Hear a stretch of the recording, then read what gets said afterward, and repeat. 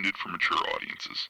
The views and opinions expressed are those of the panelists and do not reflect in any way those of the podcast partners, sponsors, or affiliates. Enjoy. Sky's the limit, baby. BoxingVoice.com. We don't fight for rings and stuff like that. I don't fear anyone. En este deporte no se viene a jugar y no le tengo miedo a nadie. We don't come to play in this sport. I fear no one in this sport.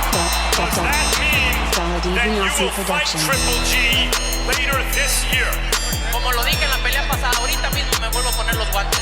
As I said in the last fight, right now I'll put on the gloves again. ¡Viva México! Canelo wants to unify all the titles. When did you realize, Andy, that you could take his power? Because of the Mexican warrior that I am, I got that Mexican blood in me, so talking about the Mexican style, I just proved it. BoxingVoice.com. Ain't no other sight in the game to see the boxing voice. Welcome back, ladies and gentlemen. Welcome back to another Sunday edition of the Boxing Voice Radio. I am your host, Nestor Gibbs, and we will be reviewing all this weekend's fights, plus getting up to date on any boxing that took place this weekend, any headlines, any news and notes.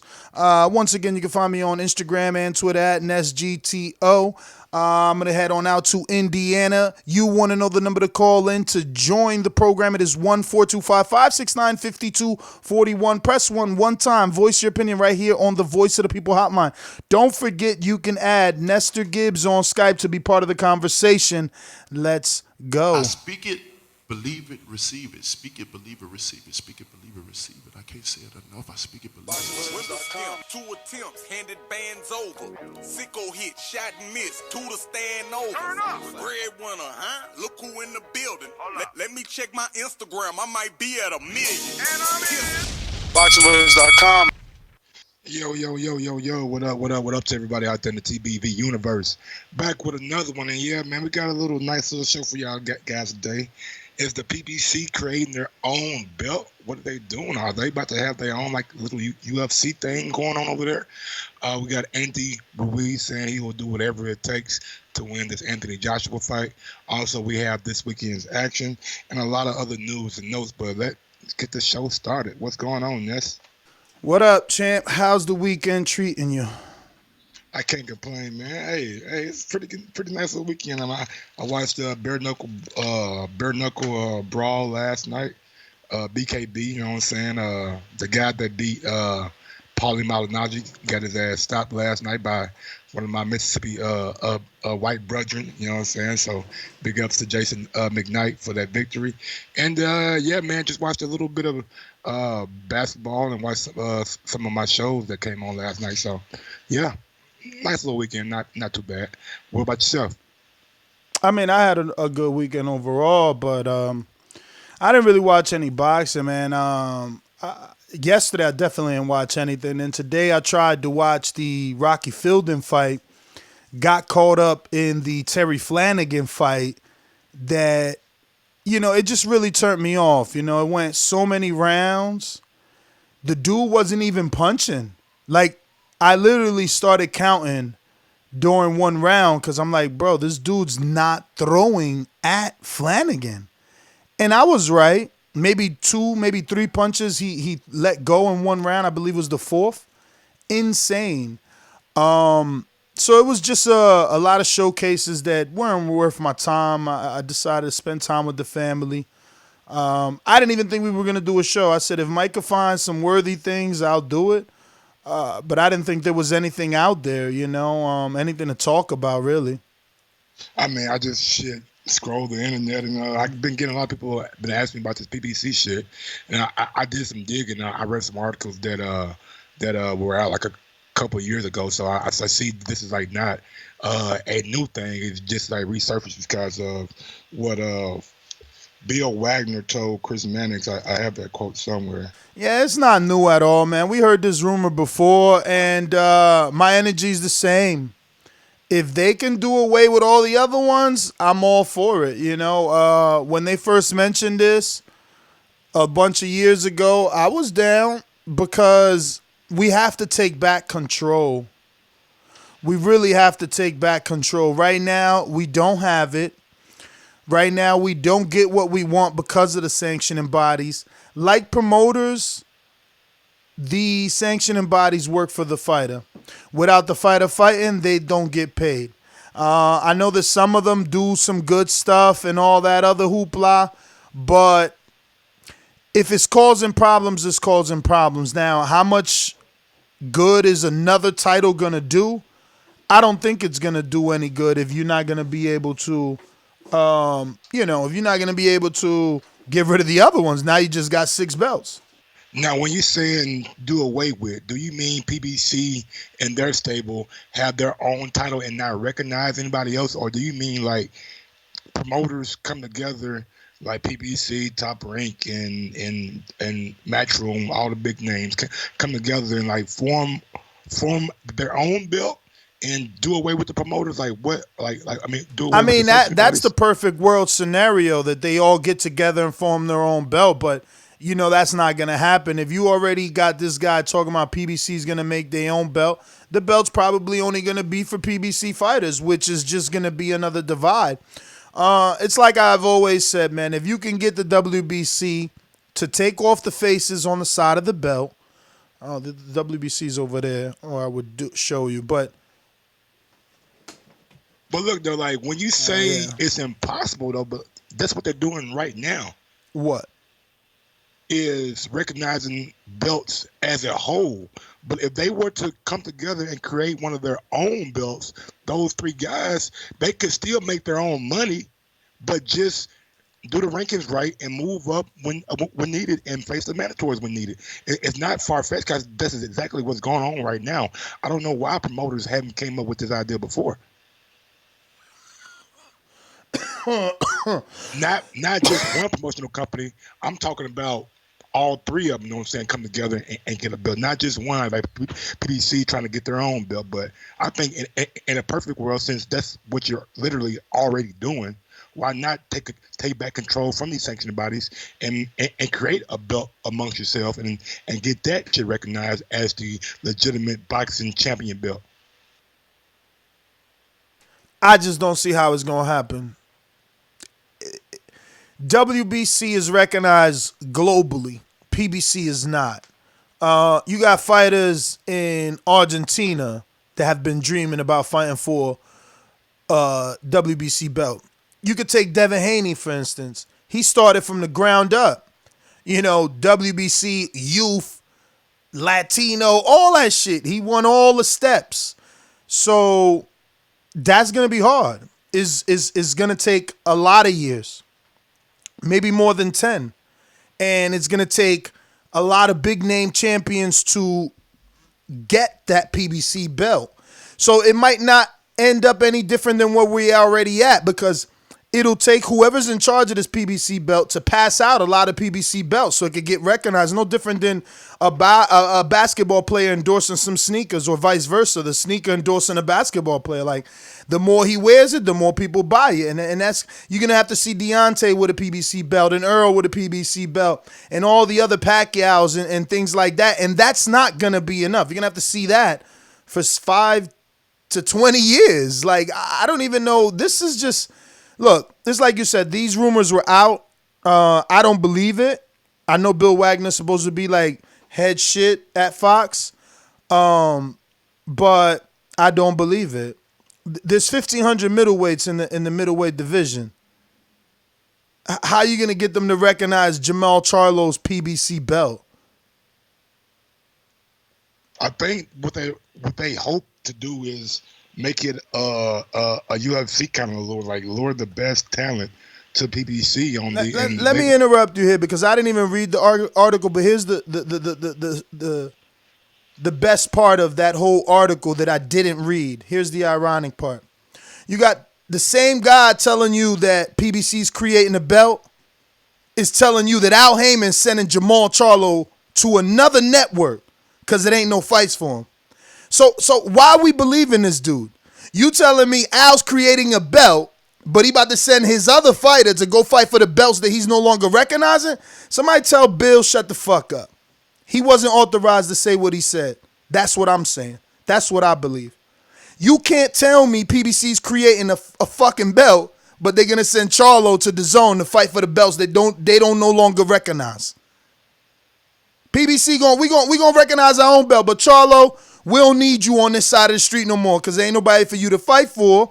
And, you know, this PBC belt is new, so you ain't really gonna value it. So go over there and fight for the old belts that we don't value. I mean, none of this makes sense. None of it. But whatever. That's just me. Yeah, in the case of Jamal Charlo, I think it's more of a monetary thing.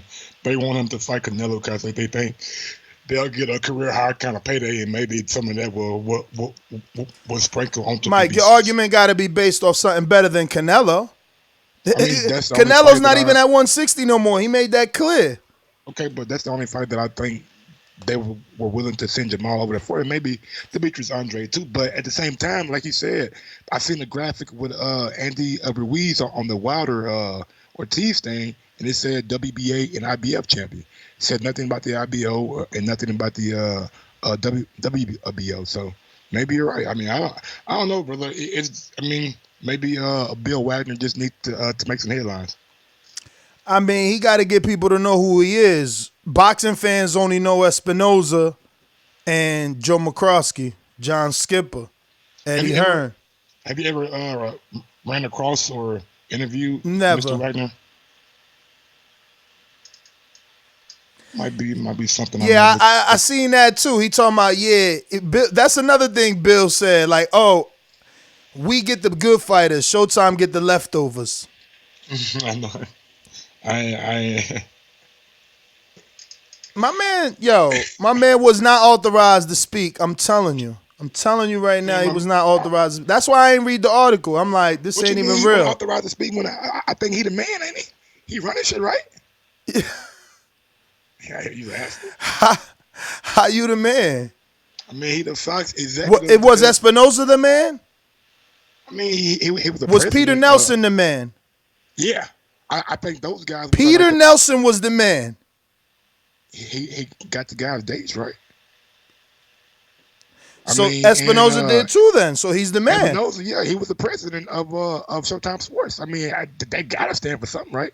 And being an executive. Listen, man, I don't know what sport you watch, but we all know who's the puppet master and who the puppets. Who's attached to the strings and who's pulling them. You know what I'm saying? If you want to act like, I don't know, like you don't know what's going on, okay. Last I checked, though, when Golden Boy was popping, Espinoza was just what, a lawyer? He was a lawyer, right? Who was Espinoza before he went to Showtime? Did anybody know? I don't remember, man. I can't, I smoke a hella weed. We ain't doing this, man. We ain't taking shots. I don't even know how long, I don't even know when he started working for Showtime, but. Big up Steven Espinoza, man. Oh, we got a super chat coming from Kyle House. Fox exec said PBC is doing this with heavyweight and welterweight first. So, okay. So they're looking at it. I mean, that makes sense. But they trying to take the most glorious, prestigious, and sought-after divisions to make their mark. Makes sense from a business standpoint. How do you exclude people like Fury and Joshua when... Well, you fighting Fury. Crawford's already excluded. I mean, there's no argument there. He's not as popular as any of the other heavyweights. And they'll just keep doing what they're doing, not putting his face up, not recognizing his title as a whole. Not just in the welterweight division. As you can see, you said Andy didn't have his WBO. Nah. I just don't I don't get that logic. No, with Billy Joe. The only way that's gonna work is if I'm Adam and you telling me like you told Peter Quillen, here's this check, fuck that belt. Cause let's be real, Peter Quillen was the WBO champ when he was like, you know what, I ain't fighting Korobov. So that's the only way. If I'm a fighter, I'm all of a sudden jumping on Al Heyman's idea and ignoring belts because we all know belts get us money. If I got a belt, my pay went up. If I defend that belt, my pay went up. So none of this makes sense to me. No PBC belt, no denying the other belts. Bruh, listen. Al's creating a monster that he's obviously not fully aware of. By giving all these regular champs championship status, you raised a pay grade. People want to get paid like a champion now. They doing photo ops like champions. You know, Barrios out there giving turkeys away like a champion. I'm just saying, you got to pay me more now. I'm a regular champ. I guess we ain't using the word regular no more. You know, everybody look, and you know what's crazy? I think that the WBA has seen a rise in regular champions since the claiming of the WBA regular champion in Manny Pacquiao. He really gave that belt validity. Like, writers were writing that he's a champ and Thurman's the champ. And that's kind of where it got messed up. You never heard writers writing about Manuel Charles, excuse me, my bad, Suleiman, the scholar, Mahmoud Charles. You never heard them, you know what I'm talking about, writing articles about him. We never even seen Trevor Bryan face. What's he look like? What's Trevor Bryan looks like? No, honestly speaking, what's he look like? I don't know. Me neither. Never seen him. Me neither, but he's a champion. That's what I'm telling you. But they did give it a little prestige when they say Canelo was going for a third title in such weight divisions. No, you're right. People pick and choose. Listen, so did Eddie. Eddie was super excited when Rocky Fielding won that belt in Germany. That regular title for the UK was a full-blown title. Rocky Fielding was a hero for going to Germany. Don't smirk. You know it. You know it. They thought he was, first of all, Rocky Fielding was never supposed to be a world champion. This is not my words. This is the commentators' words on yesterday's telecast. That's them saying he was never supposed to be a world champion. I'm like, damn, they know him well. You know? I don't know, man. I like the PBC belt, though. I like it because it makes a lot of people mad. It makes people mad, yo. And I just want to see what's going to be the counteract. Like, is ESPN going to come up with a belt? We might as well. It was no different than WWF and WCW, you know, and whatever other leagues was out there when I was young. It was like 3 wrestling leagues back in the day. Everybody had their own belt. It was ain't no different. Yeah, ain't no different right now, pretty much. We got some chat coming from Alexander Wilson. We all know that Kelly Swanson runs the show. I think she runs the media. I don't know about the actual boxing. She runs the preparation and organization of things for sure. But she getting her check cut. I guess look, if Al and them want to come out with a belt, I mean, join the club, I guess. You know what I'm saying? Everybody got a belt. I'm pretty sure the Zone will come out with a belt and ESPN come out with their own kind of belt. It don't make sense, though, Mike. There's more fighters in the rest of the world than on, like, PBC's like a 200-man gang. Like, you know what I mean? That's not enough. There's not enough. Even if you gave everybody on PBC a belt just cuz, you know what I'm saying? Like, fuck it, that's your belt. Hold your pants up. It ain't gonna change. There's only 200 of them. I don't know, man. Whatever. I don't know either, but hey, it's a nice little topic to start a pot. What we got up next, man? Who we got up next? Manny Pacquiao. Back. Pac-Man. Yeah, that's me. He back. He said he won't come back sometime in the March or April because the Senate goes for recess on like March 13th or something like that. I read that story. Early March, though, right? Yeah. That's quick. Listen, I seen something else that I wasn't ever able to verify, so this is poor podcastism. I'm not a journalist.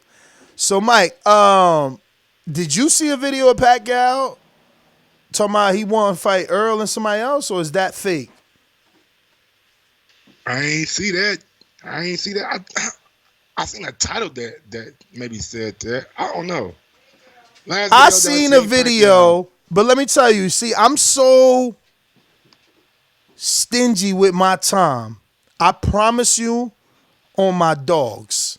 I seen a video of Pacquiao in Saudi Arabia or a Middle Eastern part of the world with a dude with the whole headdress and the mic was supposed to be interviewing him, talking about he want Earl and I want to say Garcia, but out there.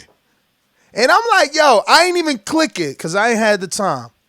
But I'm like, Pacquiao is a little slick motherfucker. He trying to get Earl right off the injury. Yo, Freddie Roach ain't him. Yo, That's the Freddie. best time to get him though. Like if you pack it, Of course it is, but bruh, they terrible. I want him now, Al. They crazy. That's fucked up. Unified, nigga. What the fuck you talking about? Yo, crazy. But Pacquiao, but at the same time, man, hey, it's great. It's a smart move for Pacquiao to come out here and say it, because now you put the ball in Errol Spence court.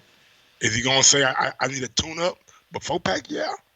Yeah, I just hope the video is real. You know the internet, man. So I hope, like, if he is he really calling him out, that'll be crazy. We got a super chat coming from Mr. CYP. CYP said this nigga's reading to the third person. CYP said we need a black belt, and we are getting a black belt. Come take it. All right. And we got one coming from L Dog out of New Zealand, man. Big ups to L Dog. Always listening to us over in New Zealand, man. I don't know what time it is over there, but I know it's like got to be early in the morning. The same people promoting the PBC belt are the same people hating on the franchise belt.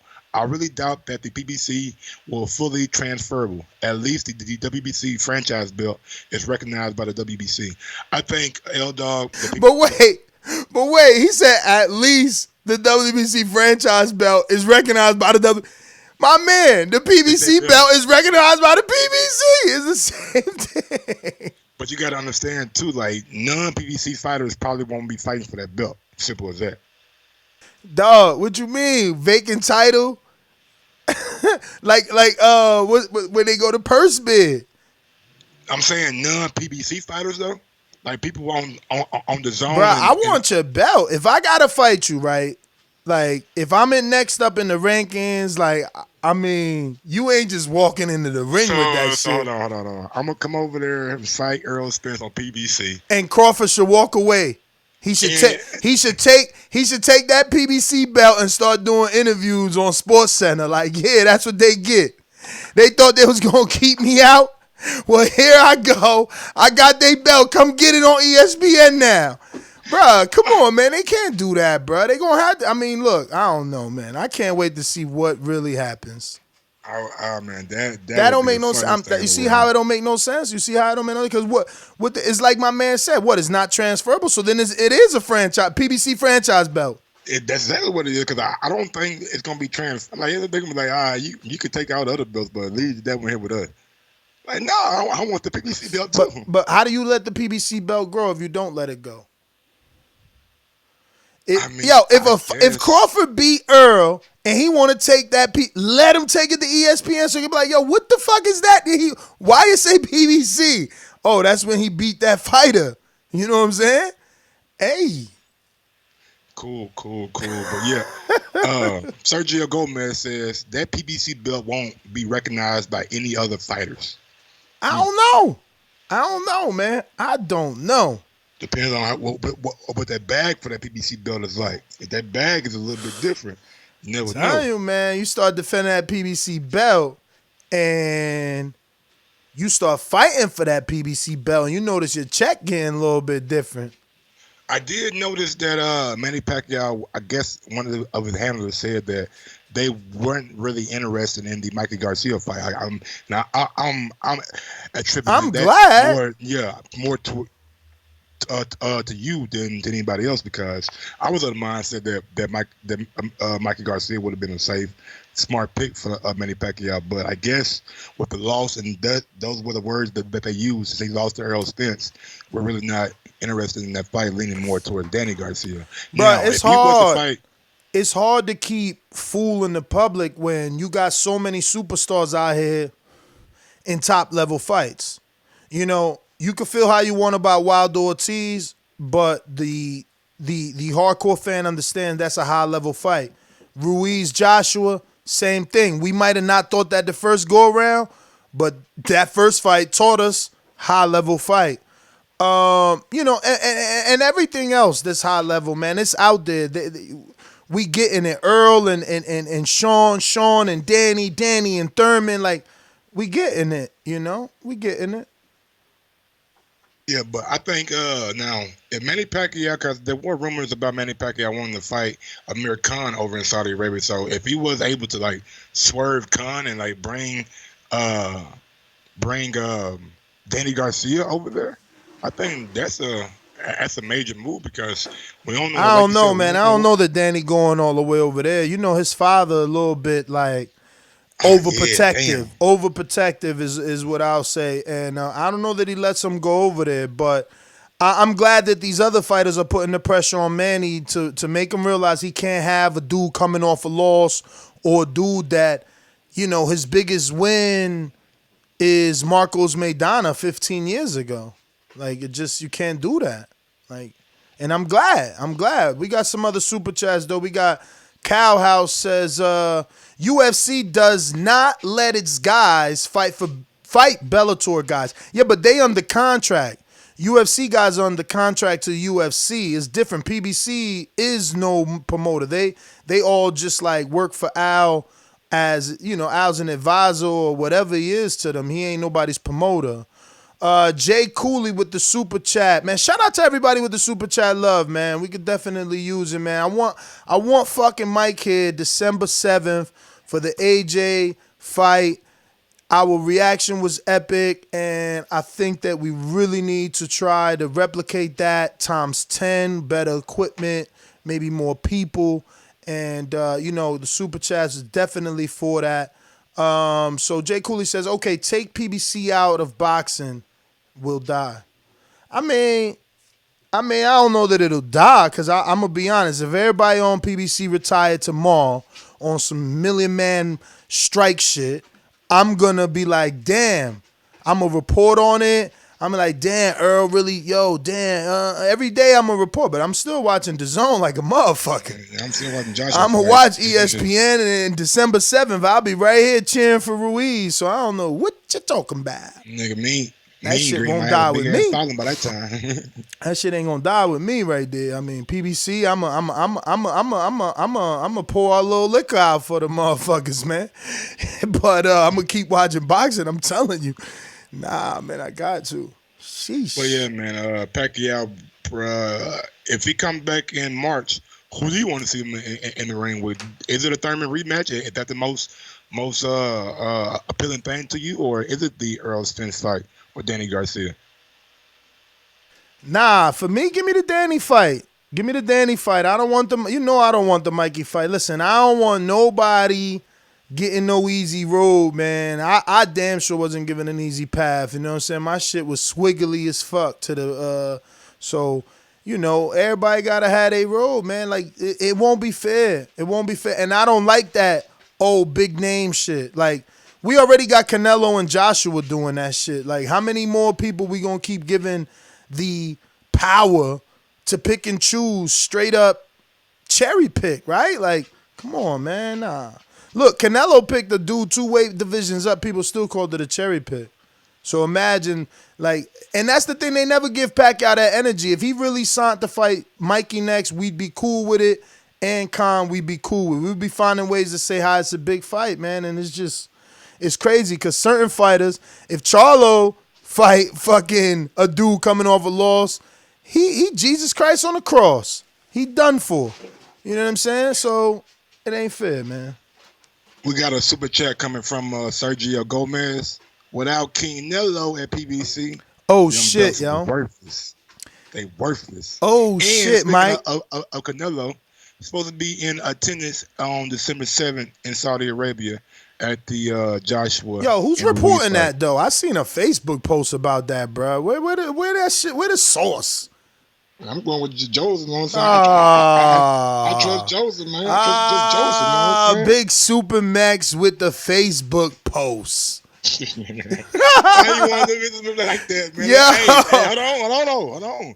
Didn't you use a Facebook post earlier this week to? But I verified it. I verified it. He called Canelo.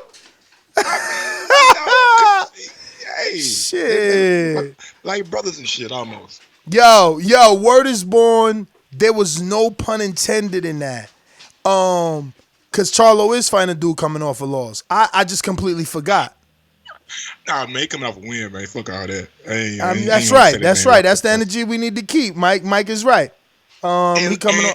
And let us promoters tell it. Nobody at 154 wanted to smoke with Dennis Hogan after that fight. Nobody. I mean, that's right. Nobody. Julian Williams wouldn't have took that as a hometown fight. Hell no. Julian Williams didn't want it. He wanted to see Dennis Hogan. No way. I'm lying right now. I'm a big ups to Julian Williams, the unified 154 champ. And I love his post that he posted on Twitter. He said, man, I've been so spoiled lately with all this boxing.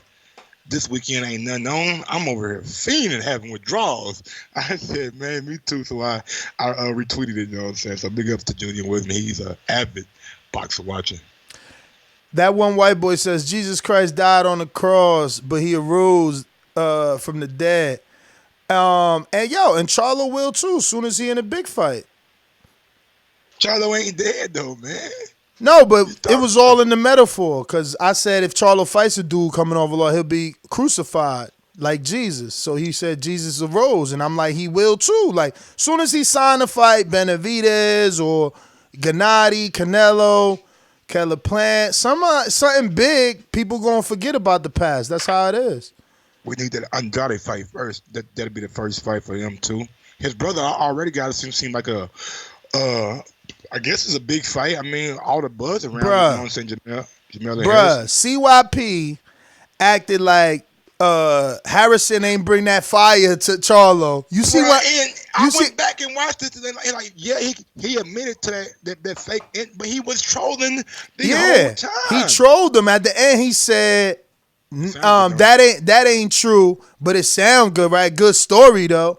Like, that's the whole point. He was joking, but I'm not even talking about that. I'm talking about the fact that my man Harrison is so fucking nasty with it. He clipped the video from Paid in Full with Mekhi Phifer crying like, word is born, B. If any niggas looked at me wrong, I'm killing them. Bruh. And he said, this how I got his bitch ass driving home. Why he do him like that, man? I think it's ruthless. Bruh, PBC hired, they must have hired the Zone social media people. Because how they gonna clip it and say, you ain't gonna believe this, story time with Tony Harrison.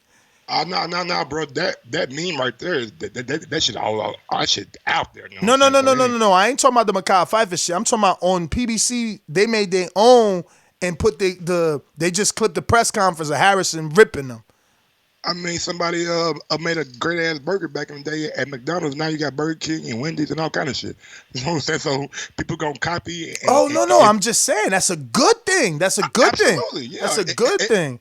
If it's working for the Zone shit, why not incorporate it to what you're doing? Oh my God! Hopefully, I get to remember something the Zone did. I actually copied one of the meme videos to play for us when we talking AJ and Ruiz, because they got super innovative and creative with they already been doing that. They've been doing face mapping. They've been killing the game. I promise you, the Zone been killing the social media. What you mean face mapping?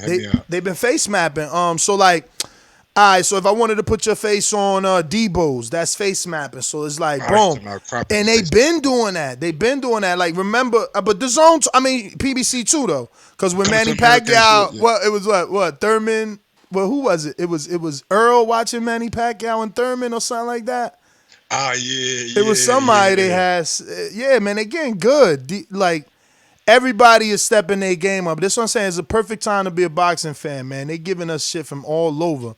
Man, you gotta love the internet too, bro. Like, whoa, what you're able to do nowadays with like just from your fucking desktop is fucking amazing. No, they're fast. That Mekhi Phifer shit was all over the place, fast. I got breaking news, nigga. It's great for the podcast. You know what I'm saying? I won some money this weekend off a little basketball bet, but that's beside the point. Save $500 on insurance too. I used some of those winnings. You know what I'm saying? It wasn't much, but I used some of those winnings, and I bought 3 months of eCam. I used it today for the first time. Pretty cool. Pretty cool shit. There you go. So when Ness is on vacation, we'll be able to rock go and live. roll. Yeah. Easily too. Man, way easier than the fucking the shit that YouTube had you do at first. Like, Yeah. you can do all this shit from like one screen and shit. So Yes. big up to that. For real. No, and there's other people that use other ones. Like I don't like recommending and shit, but yeah, I think this one is the best one. But we got Donald Banks that says, "Oh my God, Harrison is in Charlo's head, big time, bro. He living in there rent free." That's what he said. Told barbershop conversation. Yeah, I'm in his head. I'm in his head rent free. You know what I'm saying? Yeah, I said that shit, but I was fucking with him. I was playing with him. Look at him. He pussy soft. I'm like, man, this nigga Harrison ain't got no like. The first press conference, it wasn't like that. It was very, very respectful. But after the fight, then Charlo said what he said on the microphone after the fight in the ring. I think that rubbed Harrison the wrong way because he still brings it up to this day. So, man, these guys not like each other. I'm excited for this fight. But moving along. Not only that though, like I remember from the first fight, like Charlo overshooting, right? Like the right hand always over the top of Harrison's head, barely missing, but missing. And I felt like it's because he wanted the knockout too bad. But now, I think that's going to happen again.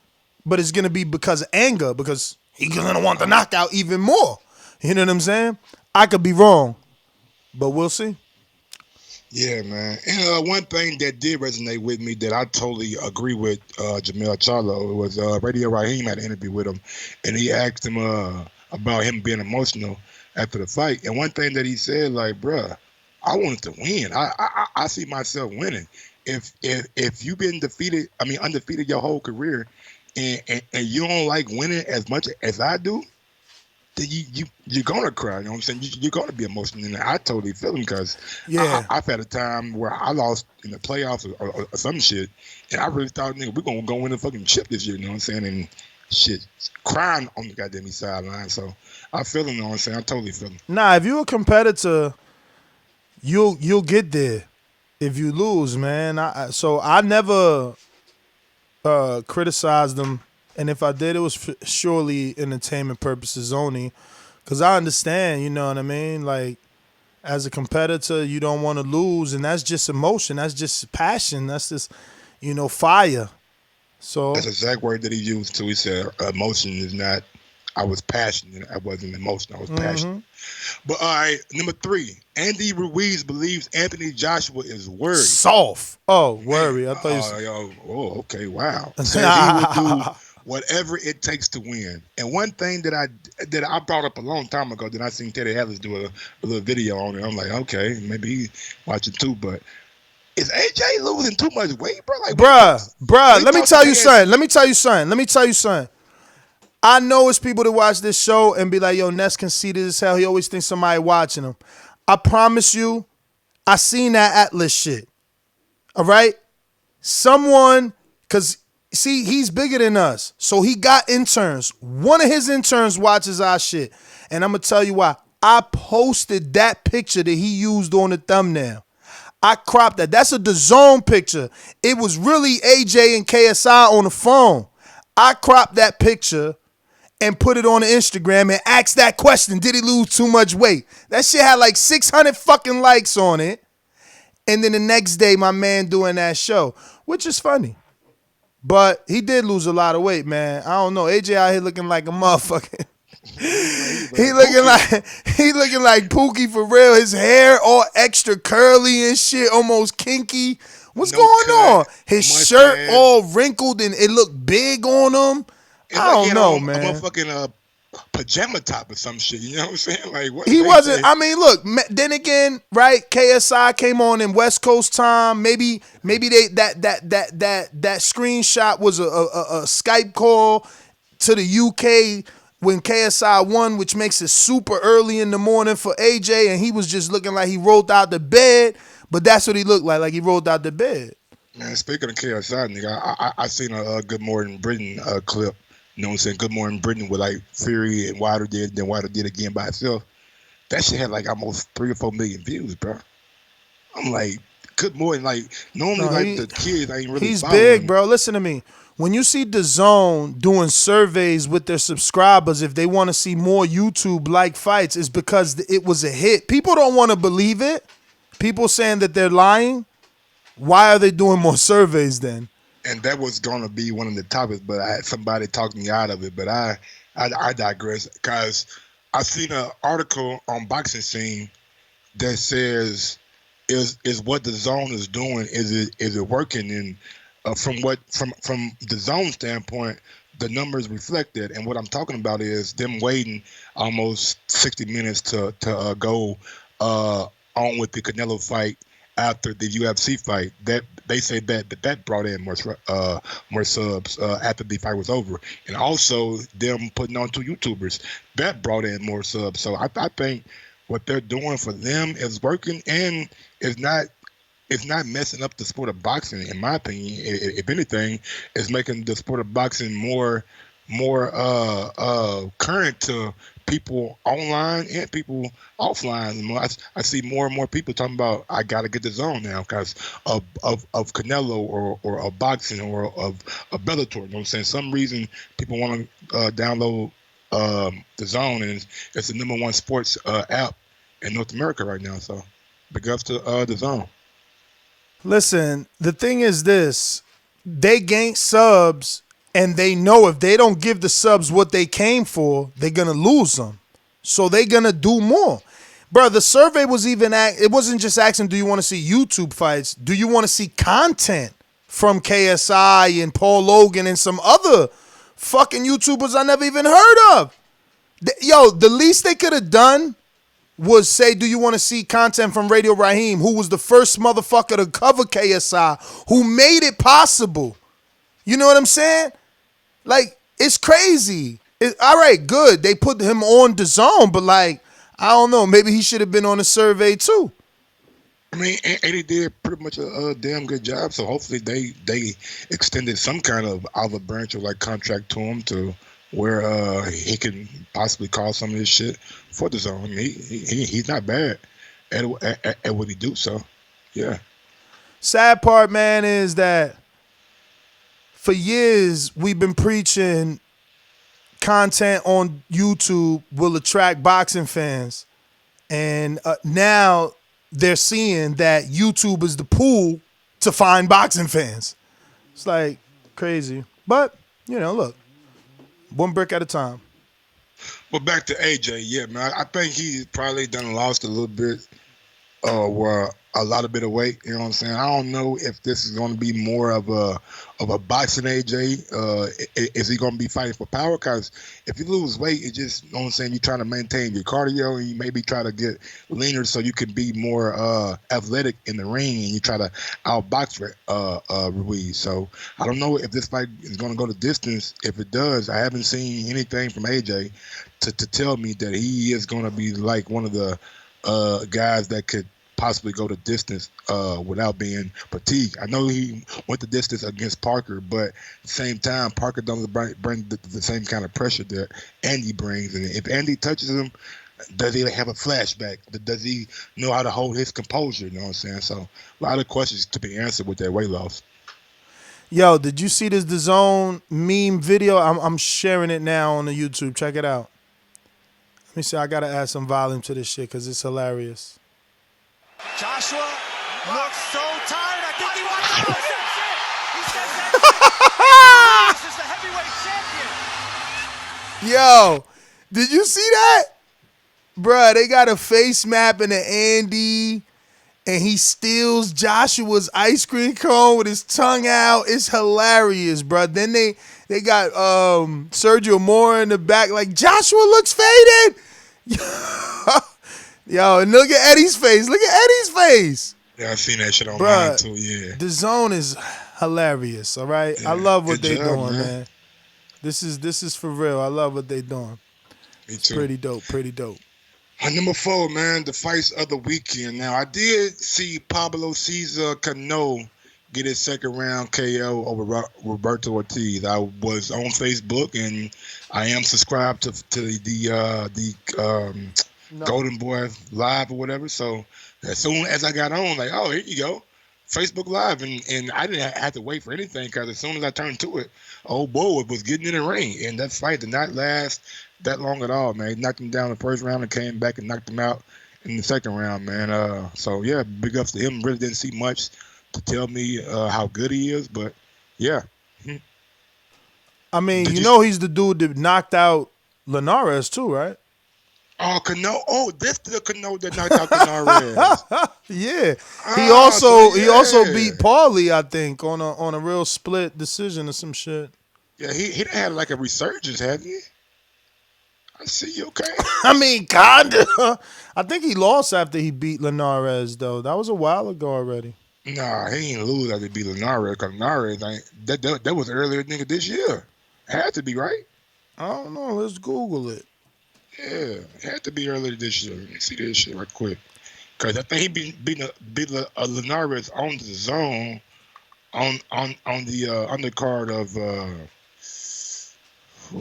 It's crazy that this dude is just like coming back though. Yeah, he on a 3-fight win streak. Ruslan Madayev, Jorge Linares, and now Roberto Ortiz. Yeah, he beat him at the beginning of the year. Yeah, so yeah, he doing his thing right now. He done stopped the last two and got a technical decision with Ruslan. Damn, bro, my man ain't fight since January and still got that stoppage. But who's this dude, Roberto Ortiz? Let me check him out. I think this dude actually fought Marquez once. Let me check. Oh, Matisse. All right. 33. Got how many rounds box? He got 22 rounds box. Nah, he's a born loser. He lost to Virgil Ortiz, Jose Rodriguez, Cleety. My nigga lost to Cleety Selder. He's a bum. I'm not a bum. I'm rephrase that. He's not a bum. He's a professional fighter. Diego Cruz, he got a draw with him, so he's been on a draw. Yo, I remember this dude, bro. This dude was undefeated when he fought Matisse, man. Matisse probably they put him on HBO with this fight in Cincinnati. Matisse knocked him out. Roberto Ortiz. He knocked a nigga named Nestor out, though. I seen that, bruh. I seen that shit made me tight. I'm like, oh, I hear Garcia, though. I got the same initials, though, bro. That's crazy. Yo. Oh, man. But, yeah. Why he lose every fight with a name, man? Man, like I said, bro, he's a that's your man's and yeah, he's a professional fighter, man. Yeah, a journeyman. That's what he is. He's what Wilder wanted to be when he first got into boxing. You know what I'm saying? But he found out that he had that real ass power, so he couldn't be no journeyman with power like that. We got Dominic Boesel. Got 11 KO of Sven Fornling for the WBA Interim, a fight that I also watched on ESPN Plus. I want to see this guy Boesel because I've been seeing his name a lot. So isn't that a dude to be 7?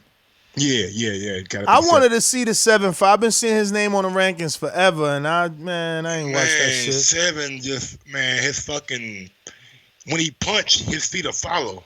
So he was just getting caught all day, just walking right into shit.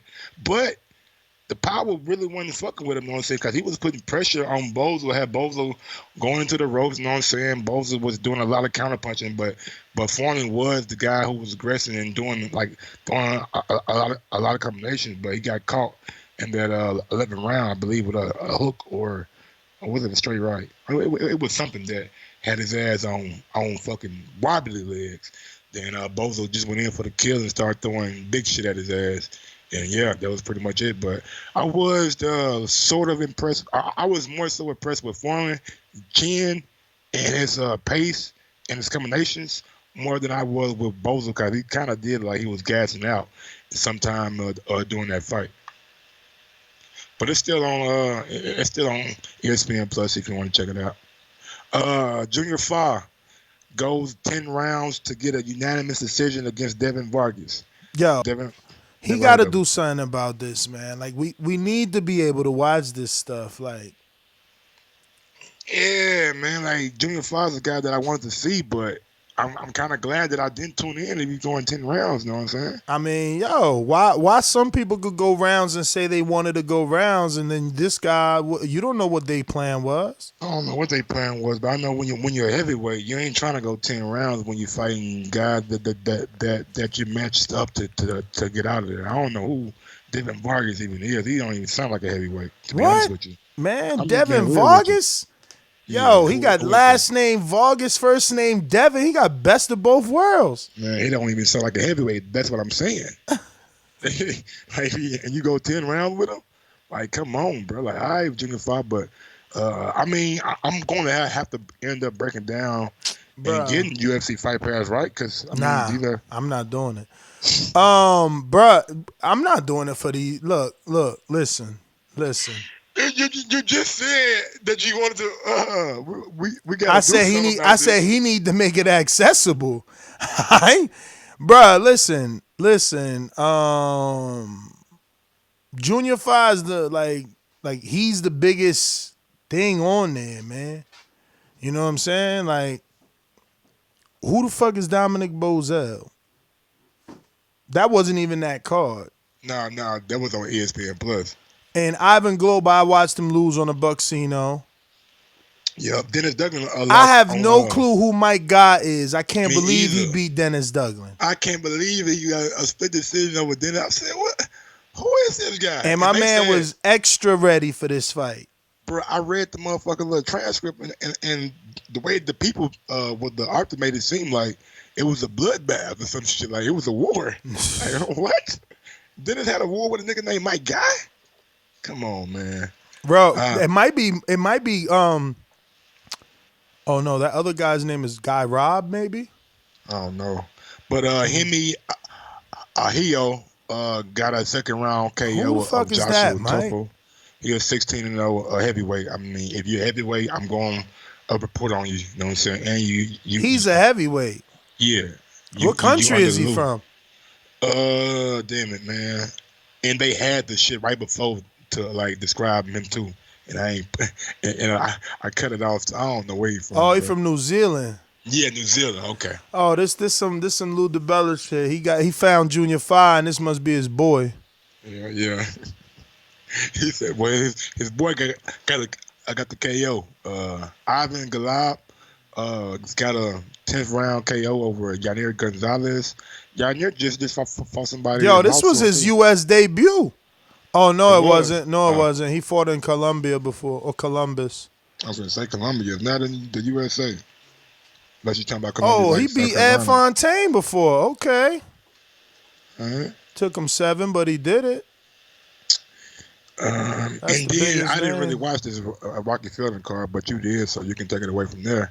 Rocky Fielding. I mean, I ain't watched that shit. I fast forwarded to the Flanagan, and after like 4 rounds and a half, I just turned off my fucking phone, bro. They say Terry. Yo, Terry Flanagan for 4 rounds couldn't get a guy out of there that wasn't punching back. Like, do you understand what a dude not punching back means? Because it might sound exaggerated. Like, dude literally was not punching. That shit, bro, that was hilarious. That fight, man. I'm going through the little fight. Is he still with Frank? I don't know where he at. He got to be with Frank. Nobody could pick him like Frank. Yeah. He is with Frank. But I'm going through the little fight archive and seeing the notes and shit. I said, damn, Terry went 8 rounds? Damn, Martin Murray went 8 rounds with 2 niggas I ain't never heard of? Like, Frank bringing these guys in for you guys to knock the fuck out, like you said. Nigga ain't throwing punches back, and you can't get him out of there? Bro, and he was short. He was short, bro. He wasn't, man, listen. And Terry was, like, throwing combinations, too. But the dude he was just all gloved up. He wasn't doing nothing, man. That shit was crazy, bro. I'm telling you. He should not. I mean, they should think about, I don't know, withholding his check maybe, because he really wasn't throwing punches. It was crazy. All right. Well, off to some news and notes, and then we can get out to these callers. Happy birthday, Devin Haney. Yeah, big ups, Devin Haney. You know what I'm saying? And yo, Danny's a 2-divisional multi-division, no, 2-division, 2-time welterweight? Or is it 1 time? He only won that 1 belt from Robert, right? Who? Danny. Yeah. He only got 1 belt. He ain't win no belt versus Paulie? Think so. Oh, well. All right. Damn, yo. Devin Haney just bought the same Lamborghini truck that Danny got. I know Danny shit like a gold, shiny, mirror-looking platinum, but fuck. Devin just bought a yellow one. Lamborghini Urus. I'm pronouncing it wrong because that ain't my tax bracket, so I pronounce shit that I can never get. I don't never pronounce it right. I'm sure Devin and them. That was his birthday present. Yeah, I'm sure. From his daddy. They got it. You know what I'm saying? So you ain't see the post? I ain't see the post, bro. I seen somebody wishing my happy birthday. Then I seen the Zone do it. Then I seen like a little video of him the highlight of him knocking old boy Smooth the fuck out. So yeah. Yeah, man. He out there doing it.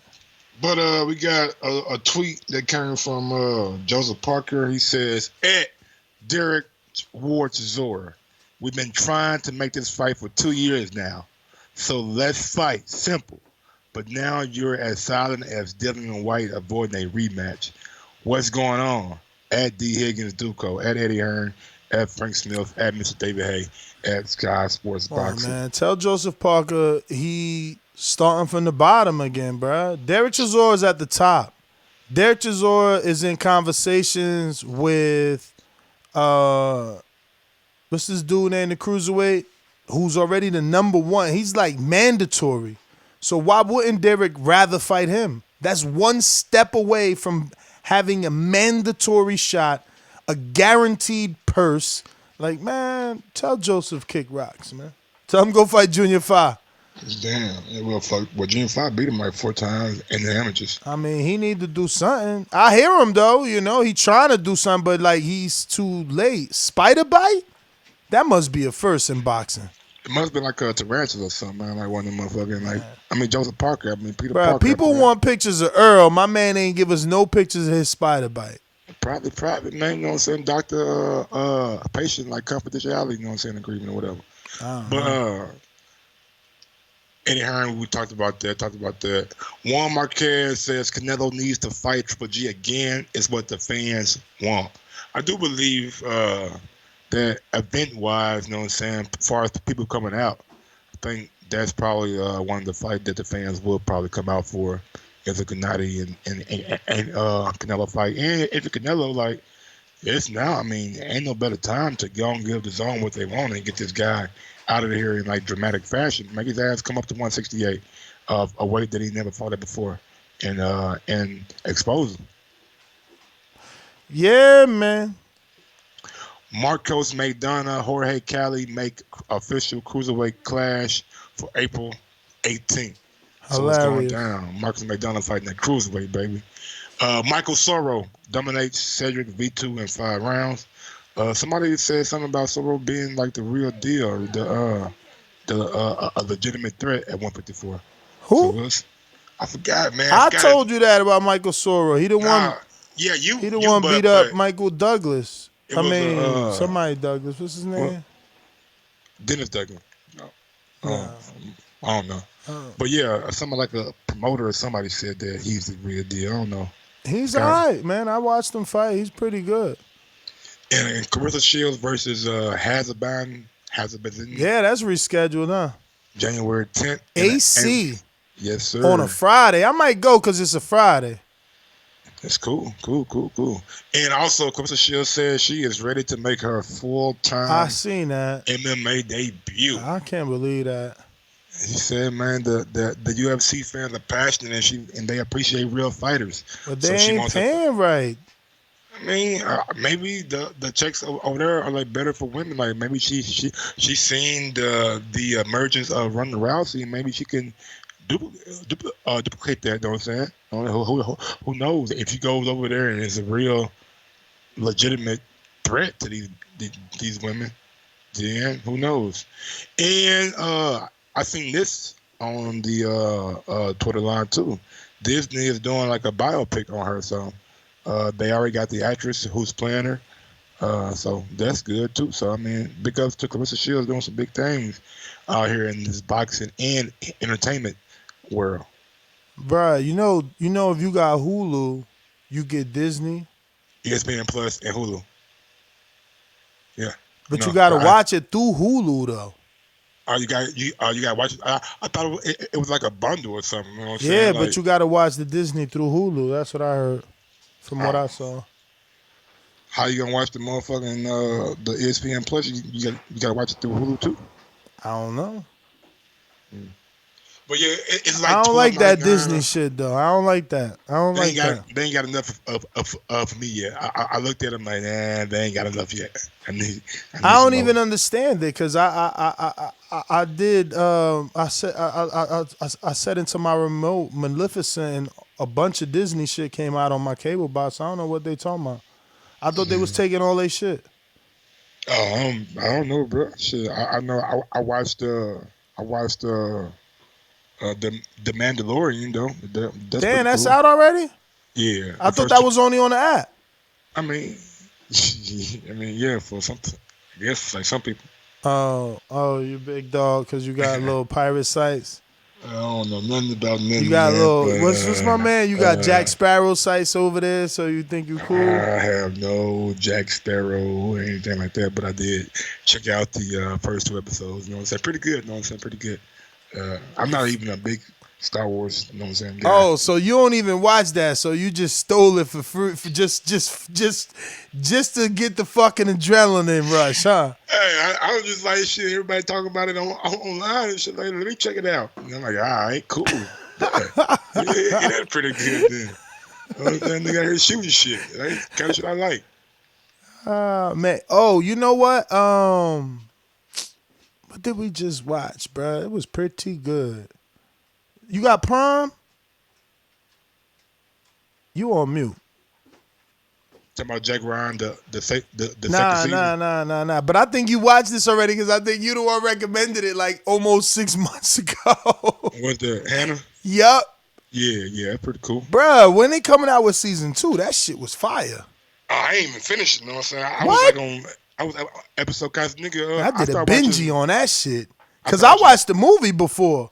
Yeah. So it was pretty cool. They went their own way with that. After the first episode, that was most of the movie. Then it was like, yo, we out. We doing our own thing. Yeah, let's go find this bitch with the red hair and kill her. Yo, that shit crazy. Well, I watched Jack Ryan though, nigga, season 2, nigga. That was excellent. I was telling my girl that I'm like, yo, I see this dude's face everywhere on the internet. This thing must be good because they pushing it hard, but. Very good. First 2 seasons were very, very good. I used to read Tom Clancy books, so the only reason I even watch it, nigga, is because Tom Clancy made video games. Mm-hmm. That's the only reason. What's the other book that this dude did for what's the Medea real name? Tyler Perry. All right, remember that book he made? Oh, I think it was Alex Cross, right? Alex Cross, yeah. He fucked that up, though. He fucked that up. I didn't think he was going to fuck that up. Everybody said he fucks it up. How he fuck it up? Because I ain't never read the book. I mean, I ain't going to say he as an actor, but the story wasn't right, man. I read all 3 of them books. 3 Blind Mice, fucking Roses Are Red, Violets Are Blue, all that shit, man. And I wanted more but they always say that though, you know. I don't read many books, so they always say the books are better than the movie. But it's just like, damn, if you got the book, how can't you make the movie? Make the movie good. You know what I'm saying? If it was backwards, I understand it. But then you got the blueprint. You got the visual. I don't get it, man. But yeah, I guess because you can interpret shit how you want to through a book with your own imagination. With a movie, you got to see what the other person's interpretation of it is. You know what I'm saying? And be put it on the screen. Yo, there's no more boxing movies either. Like nothing on the horizon or nothing. Nah, man. Southpaw, Creed. That was the little run of them for a little while. Then they had Bleed for This. All that kind of shit. We got a super chat coming from Eric Cruz, Super Chat King in the building. What up, Eric Cruz, man? How you living? But yeah, man, that's it for the news and notes, though, bro. You got anything you want to motherfucking go off about that I didn't cover. If you listen right now I on YouTube, go ahead. mean, the whole Juan Manuel Marquez thing. I mean, I would if I was Canelo, I would fight Triple G next, but I would probably make him come up, take him out that division, defend my WBA. You know what I'm saying? Get that title defense out the way. Cause he say he can't make 160 no more. Yeah, I don't blame him. Shit, well, why even force yourself to make 160? You can fight all of next year at 168. You can beat Triple G and then beat Billy Joe Saunders. Billy Joe Saunders wasn't that impressive last time out, and if that was Canelo would have beat his ass. And if he had troubles getting another visa, you know what I'm saying, like he did this time, who knows what connection, you know what I'm saying, Golden Boy. Hey, hold up his visa for a little bit. Don't let him over right now, you know what I'm saying? 2 weeks before the Golden fight. Boy ain't got them type of connections with immigration. Man, they call Avery Sparrow people. Yo, Sparrow ain't had no issues with immigration, man. He had a warrant. I'm fucking with you, bro. I'm just talking shit. But yeah, man, I would take that fight, bro. I mean, you know, watching him knock out Kovalev makes me believe he can knock out Triple G. Yes. He just looked like he was sitting down on his punches more, no? So that would be a good fight. Get that out the way. But you could also make that dude wait one more. Because he got 6 fights with DAZN himself, right?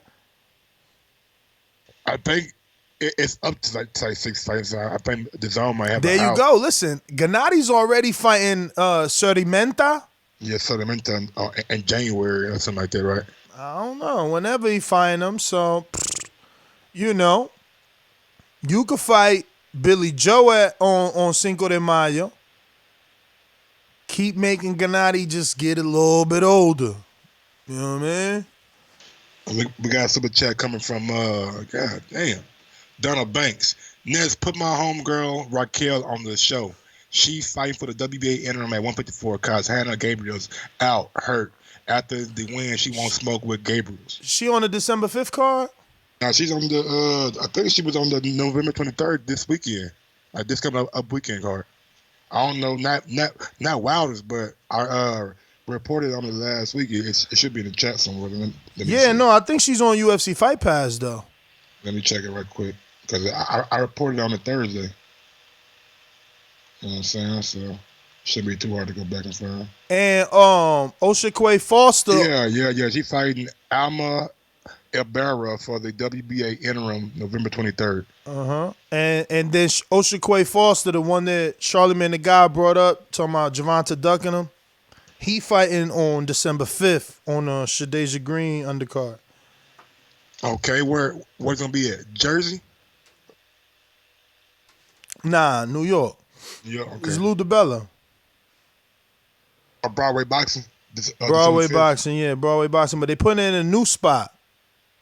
I had reported it last time. I don't know. I got to look it up again to give you the exact locale. Shout out to Lou, man. Lou out here working, bro. UFC fight. You got to work a little bit harder for me, though, man. You know, I don't like Fight Pass. I don't like Fight Pass. If you see that your fights are still gonna be on locally in New York, and you got a way to get some money from a global. You know what I'm saying? Then you go with UFC Fight Pass. I mean, apparently ESPN Plus didn't offer them anything, or the deal was better for UFC Fight Pass or DAZN. So I just don't understand how DAZN turned that down. Like, I mean, seeing these Thursday night fights, but like Golden Boy, I see what you mean. I'm just saying though, like. Not even from a competitive standpoint in terms of the fights being competitive, Mike. I'm just saying, like, isn't that how you attract boxing fans? Just have all the boxing as much as possible. They gave Alien that $1 billion, though. I mean, maybe shit, they ain't got it right now. Or maybe you're right. Maybe they ain't got it right now. Maybe they ain't got it right now. Pay Canelo, they pay. But I tell you what, this Joshua by the fight. Listen, I tell you what though, these 4 fights, Fa, Junior Fa, Hemi Ahio, Ivan Glover, and Dennis Douglin, that's better than the Carlos Morales Mercito Gesta card. Even though that card had a stronger main event because Carlos Morales has some sort of name because he's lost to people, and Mercito has some sort of name because he's lost to people. But these guys are undefeated, at least. Junior Fa is undefeated. Hemi, if it's like the car, is undefeated. So I don't know, man. It's strange watching, how boxing is now after like the departure of HBO. It's a wild west, bro. Exactly. Everybody got it for sale. It's more Wild West in the sense that nothing's traditional anymore. Nothing's traditional. Everything is being done differently, which is a good thing too, because like we get to see the development of fighters where in the past it was a dude like, yo, I'm 20-0 and I'm on the scene and I'm hot because I'm telling you I'm hot. It's like, damn, well, you 20-0, where you been at? I've been fighting, you just ain't get to see me, but now you gonna see me, and I ain't never like that. I like this. I like watching, Dubois develop and Joe Joyce develop right before our eyes. I love that. We got a nice little lineup coming up Saturday too with the free boxing on YouTube, then moving to Fox, then moving to the pay-per-view.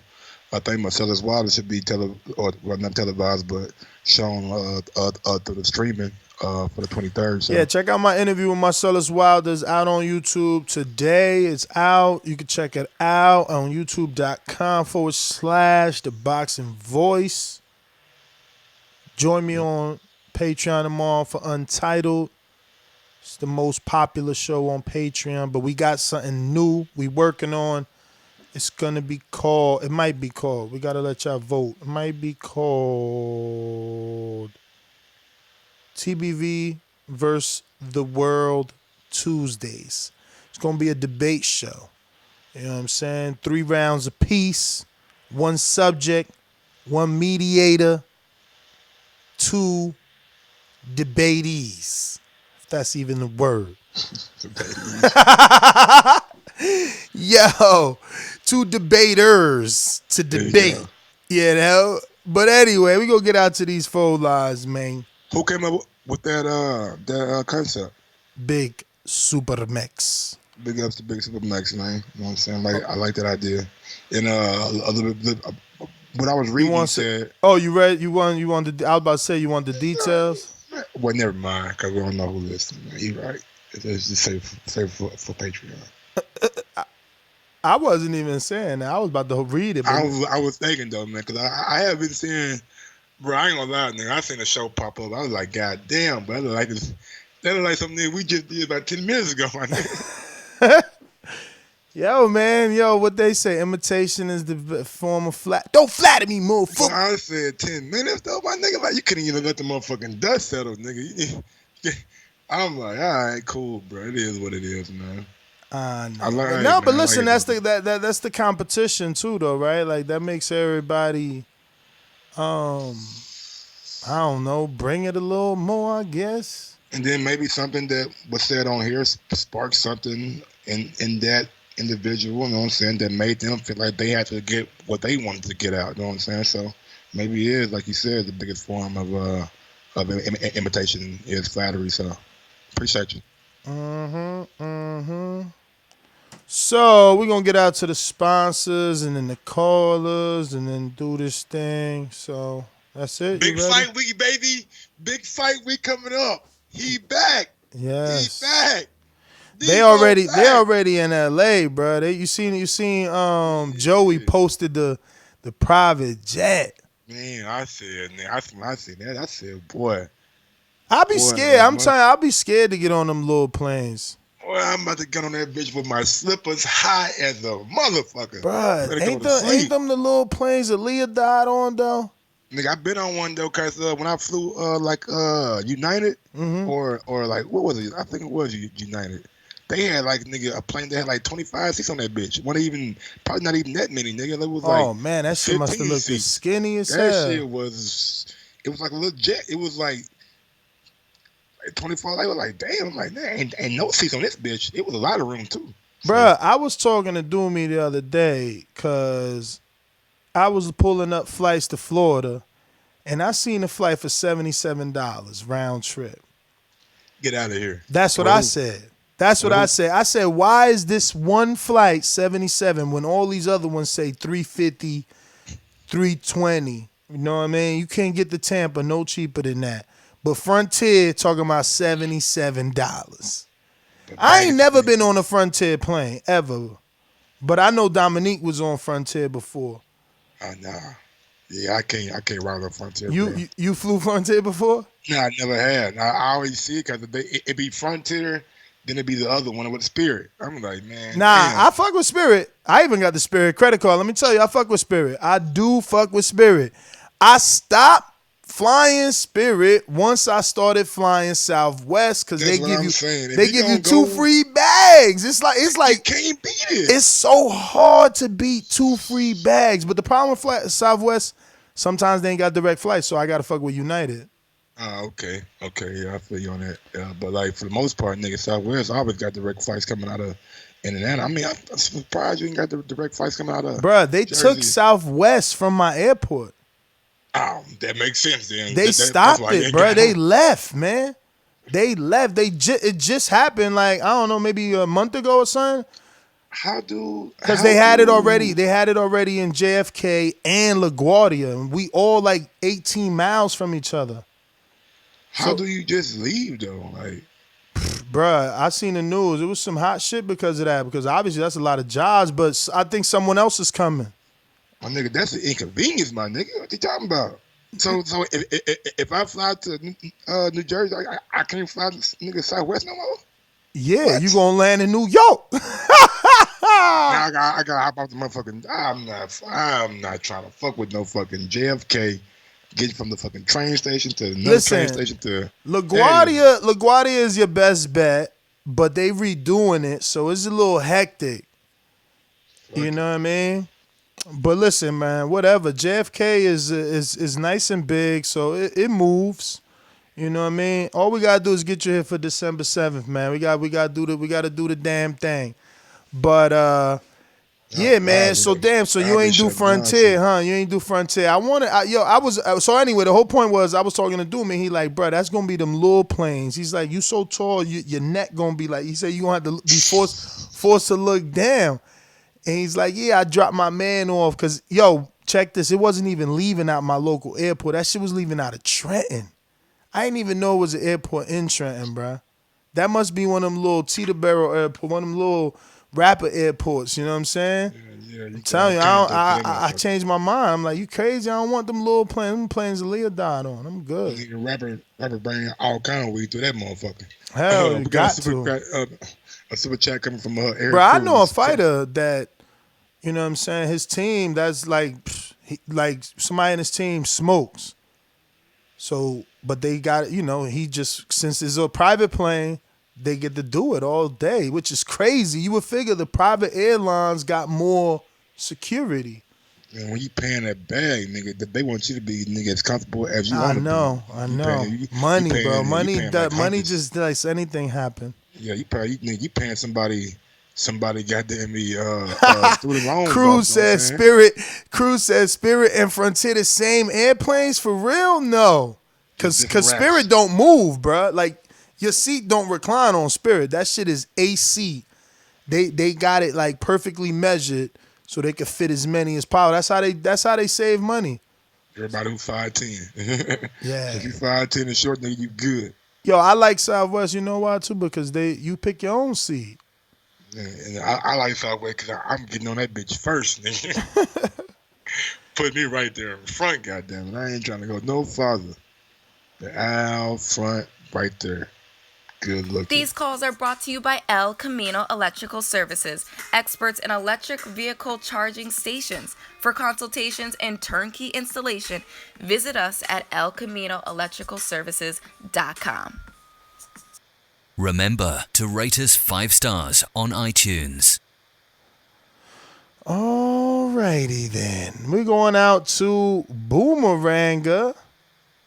Robert, what up, Mr. Bonilla? Been a minute. He's back. I'm back. I'm back in it to win it. I was just getting with Jimmy a little earlier because I'm gonna have to give me a little intro. You know what I mean? I'm back in it to win it to stay. Just getting used to these new cats over here, like Mr. CYP and all them. But I don't know why we doing all these belts. It don't make no damn sense. UFC figured it out though. I mean, they're doing a little bit more with the fake belts, with the bad motherfucker belts, and all this other shit just for promotion or whatever. But I think we do too much with the belts as it is already. I don't see why we got to jump on to more belts. You know what I mean? Just to fuck this cross the street bullshit. Boxing fans need to see the boxing. We need to see these fighters fight. Man, fuck all that politics. Bring your money, bring your bag. He'll bring his bag. We'll split and do whatever the split is, and we'll let the fans decide. You know what I mean? That's the way it should be. That's the way it always was back in the day. But other than that, man, I'm just happy to be back, man. It's good to hear you guys still doing big things, and that's me for the day. Robert, man, thank you for the call and obviously for the support. We're going out. Crew is trolling right now, man. What he said? He said, my flight with Earl was on Frontier. I mean, Earl probably flew Frontier. I told you I was on a flight with Crawford before and with Bob. They fly regular too, man. On Frontier, my nigga? Bruh. You ain't flying Frontier, my nigga, if you Earl. Come on, man. What? You being disrespectful, man. Why you think, what, you think Frontier ain't got no first class? How they do? What? I'm assuming they do. Everybody got first class. Even Spirit got first class. Shit, Southwest ain't got no first class, do they? Yeah. I ain't know. I mean, the first, Southwest ain't got technically no first class station, but you know that the front seats is considered first class. So it's so the only way you could get to those front seats is by being A group. You can't be A group without some special shit. You know what I'm saying? You're going to have to pay for that. All right, man. Well, my bad. Maybe Frontier, you know what I'm saying, got a luxury line. I'm sure, bro. Everybody got no, I'm serious. Everybody got that little extra money they trying to make off you, man. But anyway, CYP, talk to me. LA, what up? Man, you better might well fire and then get to me soul playing then shit. Yo. Can y'all hear me? Let me know. We hear you. All right. You know, I called not to brag, not to boast, you know what I'm saying? But you know, y'all say on this show, you speak some, people listen, this is what they do. I hear a lot of people saying the belt was already in recognition. Listen, man, all it takes is the right people sometime to say the right things to get people buzzing around it. That WBC franchise belt disrespected a whole lot of fighters, particularly black fighters who have done lots of tremendous things for WBC and were never ever mentioned for no goddamn franchise. You fucked up when you did that, because what you did, you awakened a beast, and CYP is the mouthpiece of the beast. And I'm gonna keep putting it down on this channel, on any other channel when the types people have seen that comment. We need our own belt. We need our own sanctioning body. We need that. And if you got a problem with that, come take the belt. That's it. We love the WBC, so why can't y'all love us? What, y'all don't love us? Y'all don't love us? I'm Boomerang back, man. I got a lot to say, but I want to hear y'all cook on what I'm saying. Come take the belt. Come take it. All right. We got Troy. Boomerang, what up? Sir, how y'all doing? Man, you sound asleep over there, champ. No. I got a cold on my chest. I'm sick, but you brought something up. You made a comment that there's no boxing movies coming out. I got a thought for you, and then I got a question for Mike. You have enough footage to make your own movie with all the interviews you've done. You also got your thing going on with Border Wars. You ever thought of putting a thing together like a movie, you know, and marketing that to Netflix or whatever? Man, we tried. They had showed interest in our Deontay Wilder documentary, but we wasn't able to. Right, but Right. What I'm talking about, those like boxing documentary, not focused on one person, because you've interviewed a lot of people. Like I told you, I got to speak to Brother Cherry because of you. That's a very see. No offense or anything. What you have to do when it comes to marketing is you have to get the human. You have to find what drives the human nature. You have to find that story and then you market that, right? And you have a lot of human nature stories when you talk to these folks, right? So maybe you could build something around that. Then there's the border wars thing. People actually love that stuff, coming from the bottom up and building something from the common man, for the common man, which is what you have already. Okay, so that being said, I got a question for Mike, because I didn't like how things left off the last time I called in and made the comment about Wilder. You always say that I hate him, I have some personal to say about him, but you never point out anything I say that's not fact when I call in. I don't hate the man because I don't know the man. I'm simply pointing out facts. Tell me what I said is hate or personal. Bro, I can't even remember what you said Friday, bro, to be honest with you. But I just know, you know what I'm saying, your tone towards Wilder. I simply made the comment. I was trying to ask you a question. I was just saying, I know. Okay. I know your tone towards Wilder is like kind of condescending and kind of brash and harsh when you judge his resume and you saying the guy had 42 fights and never fought anybody. I mean, that's kind of disrespectful. I mean, you didn't say that? I've never used the word anybody. I mean, I can go back and clip it now. Mike. And present it to you tomorrow morning. Let me clear up what I said. I said he has two things he can hang his hat on, which is two names, which is Ortiz and Fury, which is a draw. And in a 12-year period, those are the two names he can hang his hat on. If I'm lying or if I said anything else, feel free to bring it up. If that's not fact, then tell me who else did he fight? So what? Say that again. Oh. Say that again. One more time. He said if that's not fact, tell him who else did he fight. Man, I believe he fought a good Bermain Stavern at the time, the first fight that nobody really, nobody wants to give him credit for it, but back then, they wasn't even thinking he could win. Yeah, exactly. People were saying, like, and I wasn't even watching back then because I caught that fight on the replay. Well, what I'm saying is, like, I go back and read the articles. A lot of articles thought that Bermain was going to beat this wild punching guy from Alabama.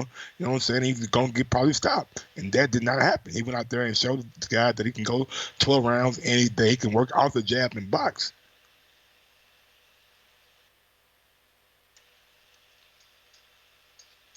And then he got a late start. The guy's only 33 years old. You know what I'm saying? So he got plenty of time to build up that resume, baby. You guys want to say people ain't done nothing right now. And then once they goddamn me retire, like Floyd Mayweather, you say, oh, man, we miss it. We need somebody like Floyd back in the game, do what he was doing. But, like, why people here? You guys ain't trying to give them no credit or no respect for, like, what they're doing now. Like, you judging him about how he was coming up.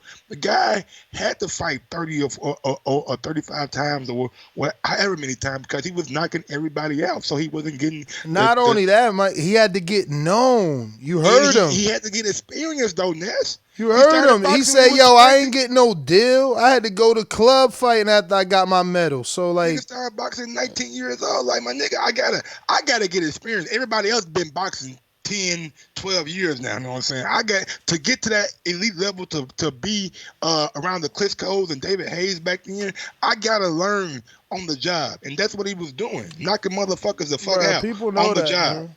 They know that. They just mad. But and now when he's doing what he's doing, knocking out Brazil in the fucking first round, everybody thought, oh, man, I wanted to see this fight. We got bad blood. Brazil took Joshua 7 rounds, all this shit. Joshua even said, oh, Wilder, you got to do better than what I did. Did it do better? My nigga, I eclipsed that shit by 10 times. You feel me? Like, come on. Like, it's a lot of naysayers out there, like Troy, that don't want to give him props for these things. You know what I'm saying? Like, don't judge him on about how he came up. Judging how he motherfucking is defending that belt. Man, you made Siri mad. I know, over and over and over and over again. But it is what it is. After we knock out motherfucking Ortiz, we gonna knock out Fury. Then hopefully we can knock out Ruiz or motherfucking AJ. Whoever can get it. Trust me. Like he told me in a message. I said, bro, I'm sorry. I couldn't make it down to camp. I'm sick, blah, blah, blah. Mike, don't worry about it. I have plenty more title camps when you come down to. That's what I like to hear. We got a new caller in the 518, probably Antonio with another trap phone. Yo. Yeah, it's Antonio. Yo, nice. Yo, you still getting me, yo. Nah, but yo, real talk, real quick. I just gotta put this out there, man. Yo, CYP or whatever his name is, yo, he's a Jamel Charlo of this podcast, bro. I hope white boy, get in the ring with this dude, man, and not just knocks him out, man. Cause yo, that dude stay fronting, bro. But anyways, I'm gonna be honest with you, man. I got Wilder. I'm gonna be honest with you though, but I'm not gonna order the fight because I already know the result, man. Wilder is probably the best heavyweight right now, and it's gonna be the best heavyweight within the next 5 years. And he's gonna knock out, Ortiz, man. And hopefully him and Ruiz could get a fight together, and Wilder could be the king of the heavyweight division. But I'm out. Mike, that's what's gonna be sad, bro. Going to this camp and hearing him, like in person, express how painful camp is and how his elbows hurt, and hearing the trainers how they get hurt from holding the pads and dislocated shoulder. Like, yo, we really not gonna have him much longer. Oh man, and you can tell by things that he say man, it hurts my body, man. Y'all don't know what I put my body through. Motherfuckers don't enjoy doing this shit, man, for a living. Like I'm saying, the money's great, money's good, but at the end of the day, when you retire, your body's still gonna have to hold up. It's still gonna have to motherfucking be used daily. You know what I'm saying? And for a guy like Wilder, who's gonna be the face of the heavyweight division, I'm pretty sure after he retires, he's gonna have a lot of engagements to where he's gonna have to travel and do things like that. And we know when you travel, shit tend to fucking flare up. But at the It's end of the just day, crazy. man, I ain't know things was that bad because I'm just like, man, why he can't fight 3 times a year? Now we really ain't getting him no 3 times a year. I mean, twice is what, you know what I'm saying, the blueprint Floyd set out for everybody. So if you're looking at Al Heyman, you're looking at, and Al got that big ass stable. So most of the time he can't afford to get motherfuckers out three times a year. You know what I'm saying? It's just so many dudes that he can knock off in 1 year. Yeah, especially like he can knock off. Like right now, his schedule's tough with Ortiz and Fury. You know what I'm saying? So it's hard to talk about anything with that Fury fight out there. But assuming he got past that Fury fight, bruh, I see him easily able to fight AJ, Kanaki. Fuck, man. Any of them dudes that's out there, like Fury's his biggest threat. Honestly, maybe Ruiz, if Ruiz beats AJ again, then I'm gonna get a little bit more okay, because if you could get inside, it might disrupt something until you get hit though. Until you get hit. Wilder got them punches from awkward angles. He got that agility. He's athletic, so maybe when Ruiz is on the inside, he fuck around and get uppercutted. I would agree. Fury is his biggest threat, but I think also Fury was his biggest motivation. He probably won't admit this shit, but I think Fury awoken something in his ass when he said the Brazil camp, I was getting back to the basics. Now I'm seeing doing things that don't normally do. You know what I'm saying? Doing things that we were surprised with when we went to the camp for the Brazil fight. So I think Fury awoken a sleeping demon that realized, you know what I'm saying, I got to make this shit count. I guess we'll find out. Going out to Cincinnati, Brandon, what up? What up, B? What up, Mike? What up, Ness? How y'all doing, man? I'm gonna keep it short and simple. I'm not a fan of the PBC belt. Anything that's gonna divide boxing even more, I'm not a fan of. I want these motherfuckers to get together and start working together more, not do shit that's gonna monopolize the sport and have where if you ain't on PBC, you can't fight PBC fighters, and that's etc. Anybody who really loves boxing should feel the same way. I mean, it'd be nice to get Heyman on somewhere and let him explain this shit to us. But hey, we know he ain't gonna do no interviews, and ain't nobody gonna put his ass to the fire to do no interviews. So hey, it's irrelevant either way. So real boxing fans shouldn't be wanting this shit, man. We should be wanting the best fight the best, not the best on PBC to be fighting the best on PBC. So that's my opinion on that. As far as boxing this week, ain't too much going on. I know we got the Wilder fight. Something that disturbed me about the Wilder pay-per-view, you know, I didn't want to spend the $80 for it. I was trying to go see it at the movie, but there ain't no movie theater showing it in Cincinnati within a 2-hour fucking radius, which is weird because we usually get every fucking PBC fight here in Cincinnati. I went to see Manny Pacquiao at a movie theater, so to see that they ain't even bothered to show the Wilder and Ortiz too in the movie theater within 2 hours of the city, that just kind of, you know, let me know I don't think people really consider this a big pay-per-view or whatever, which is sad because I do kind of want to see this shit. I just don't want to spend the 80 for it. But yeah, that's my call, man. Pretty much I ain't feeling that PBC belt shit. In my opinion, I just think it's a way to duck Terrence Crawford. Anything to duck Terrence Crawford. You don't want to talk about the WBO belt no more, but you want to add this belt. I don't know, man. Shit's just getting gay. Like I said, but motherfuckers don't ever call Al Heyman out. If he says he's going to do something, y'all just agree with the shit every time. I mean, so I don't mind being the guy on the front line advocating for real boxing fans. So, Al Heyman, if you do come out of that shell one day, nigga, you got some explaining to do because real boxing fans don't like this shit. But that's my call. Brandon, thanks for calling in. We got Aaron, Cali. What up, Aaron? What's up, fellas? What up? Yeah, I'm a big fan of this PBC belt for the simple fact that, I mean, we got so many belts nowadays. I mean, what does it matter? And WBO, top-ranked boxers fight top-ranked boxers. The zone fighters fight the zone fighters. So PBC fighters fight PBC fighters. I mean, there is no legitimate belt that we can say is better than the next. I mean, when the WBO overnight can put Schwartz and Wallin in the top 10, that tells you there's no legitimacy to the WBO belt. So why not just have the PBC belt? What makes it any different than any other belt at this point? Because each belt is their own organization. Each belt does what they want to do. Year established? So established? What do you mean? Yeah. All the other belts at least have 20, 30 years in. Yeah, but we're at a point they're not you can't make a fight between a PBC fighter and a DAZN fighter, right? I mean, that's what it is. You know what I mean? Like, this is what's going to happen with the WBO belt is Ruiz if he beats Joshua, he's going to fight Pulev. He's going to have to drop the WBO belt, and then Tom Frank's going to hold it for ransom. They'll never make the undisputed fight. This is the problem that we don't have undisputed. It's because we have too many belts. I mean, look at the WBA, the silver belt, the golden belt. You know, I mean, all these different types of belts. A casual boxing fan doesn't know who the champion is. And this is something that's happened over the last 20 to 30 years since we've gone to 3 or 4 belts, that each organization does their own thing. I mean, let me just ask the question. Do you not agree that the zone fighters fight the zone fighters? That it's nearly impossible to make a fight between a DAZN champion and a PBC champion? I mean, if they have a belt? I mean that's what we're doing right now. PBC is fighting a DAZN fighter.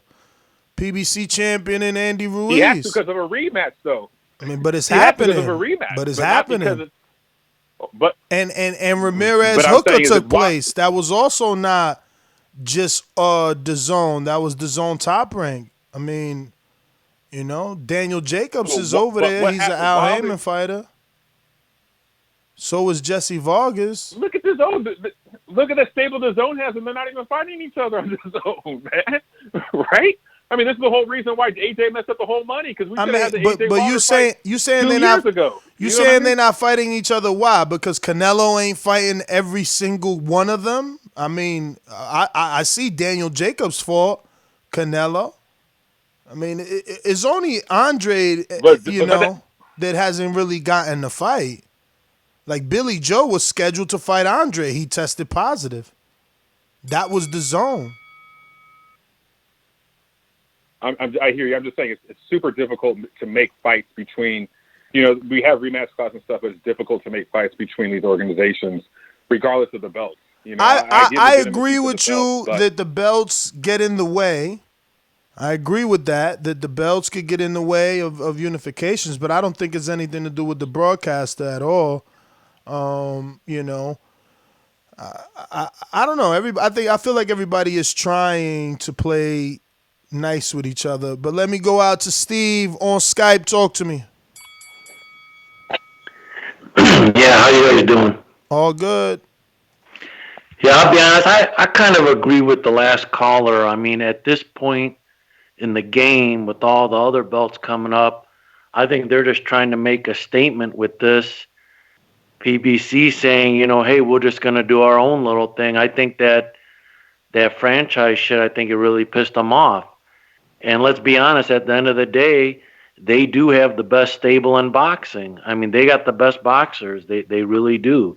The other guys, they might have one or two that are elite, but PBC, I mean, that's where it's at, And for them to do this, I think with a problem with them too is a lot of their fights, if they try to make them, you've had them interviewed where they've told you where they, being the other organizations, never want to fight on their broadcast. They always want them to go there.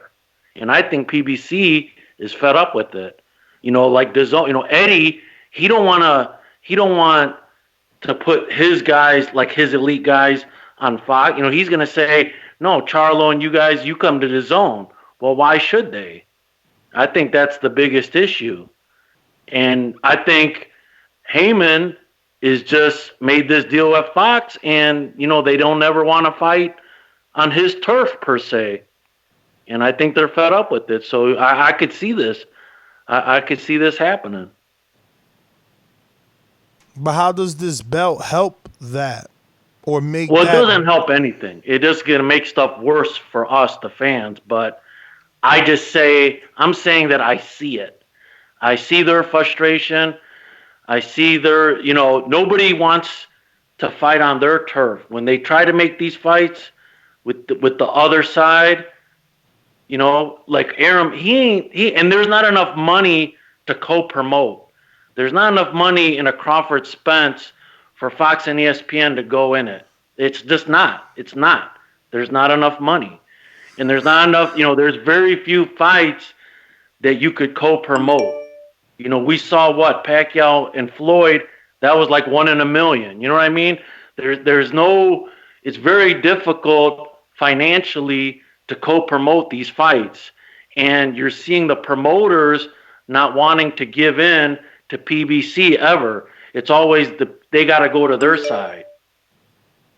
I mean, that's just how I see it. Maybe I'm wrong, but that's how I see it.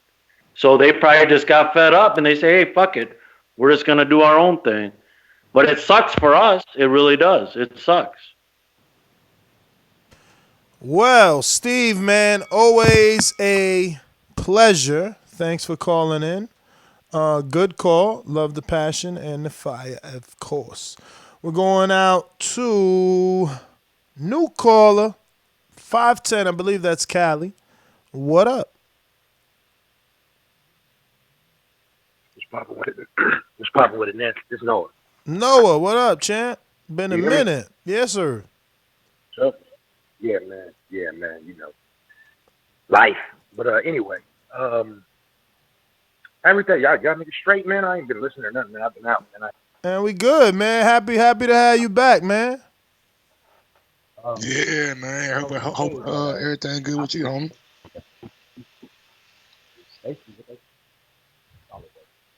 Man, you cut out on us, bro. Yeah, you got talking to the receiver, Noah. So what they're doing is, I believe they're taking they're leveraging all their fighters that they have. They're leveraging these fighters into one platform, one network. And to be honest with you, bro, belts don't mean shit no more anyway. They really don't. It's about who has the biggest chance and who has the biggest platform to steal. That's why I'm going to fight you. I'm going to fight you to steal your platform. Your fans and everything else. You feel me? That's what I'm trying to take. So whether it's the WBC, the PBC, we know the real champ is going to be, the real fighters is going to fight. What was it? The real champions is people like Spence, Crawford. That's who we going to want to see. We don't care what belt they have. Like if Spence got the IBF, then that's the best belt. That's the best one at that weight class. You know, that's what it is. So this, I think, actually in the long run can help boxing because it can force them all to consolidate. No one cares about the WBC. No one cares. Don't get in that line for that whack WBA belt. Get out of that. Get in the PBC line, homie. Yeah, man. Everybody got to start saying that shit. We'll see if it takes off or it's just a little dust storm to get everybody talking, to check the temperature. Oh, boss. How you been, son? Man, I'm just chilling, man. I can't complain, man. You know what I'm saying? Every day's a blessing. Man, that's what's up, man. That's what's up, man. Yeah, but that's my call, man. I like to say, man, much love. I know I missed the gang of shit, man. I'm terrible what happened to Patrick Day and all that other shit, man. Hey, before I dip, though, bruh, we were just in the barbershop the other day, and these niggas was talking about that Kovalev was fixed. I don't personally believe that. I believe that he just was. That's what happens if you turn around and you fight, or try to have 2 training camps back to back after a fight. What are you really gonna have? If they say 13 weeks of training camp makes you overtrained, what the hell was he? But anyway, that's my call, man. Love y'all, man. I'll be back at it. Peace. Noah, man, good to have you back, man. Glad to hear everything is good with you. We're gonna go out to Stanley. What up? Oh damn, that's Stunner. My bad, Stunner. I'm gonna correlate that with the Stunner in one day. True that. All right. The voice of reason. All right, let me break it down to you. The scenario. So with PBC making their own belt, first what people need to put 2 and 2 together is if they do this, Dana White is going to be involved. This is where he was talking about he's getting into boxing and he's going to be working with Al Heyman. Second of all, what people need to realize is that the benefit of the PBC belt is that with Dana White working with the PBC, this belt, first off, right now, as stands, when they put all these different rankings, whatnot, they got the shit looks horrible. You got the WBO, the WBC, the WBA. With the PBC belt, you're gonna have the champion. And granted, some people might get awarded the belt, some people might have to fight for the interim belt, but you're gonna have the champion, and then you're gonna have a ranking list. It's not gonna be any tune-up fights, I'm gonna choose to fight this guy. It's gonna be this is what we're presenting to the viewers, and these are the rankings. It's not gonna be any more ducking. That's what people need to realize. Now I want you to put this scenario together. PBC has this belt. Everybody's fighting according to the rankings, no ducking. Meanwhile, you have the zone and top rank.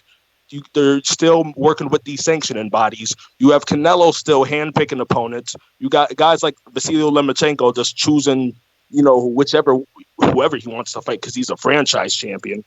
You know what I'm saying? Fighting, You'll look at the ranking list. You'll see who the top guys are, like as stands. Gervonta Davis and Devin Haney are the guys that he's supposed to be fighting.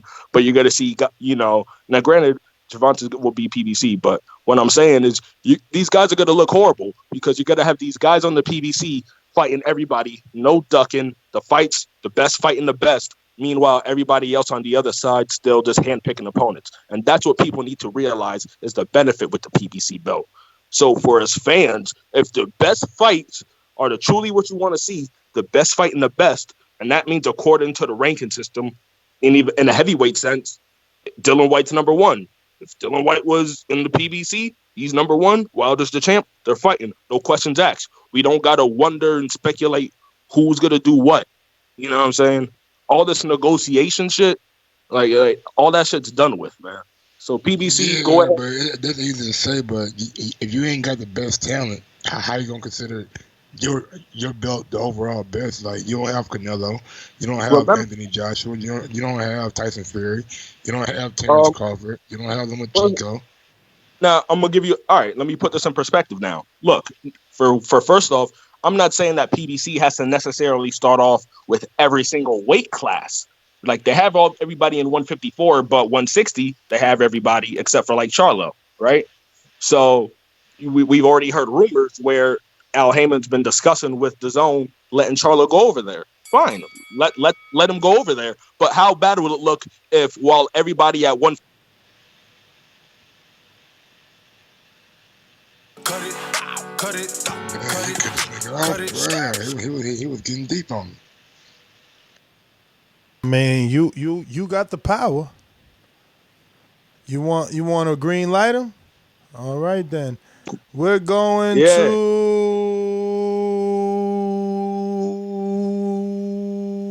Elliot.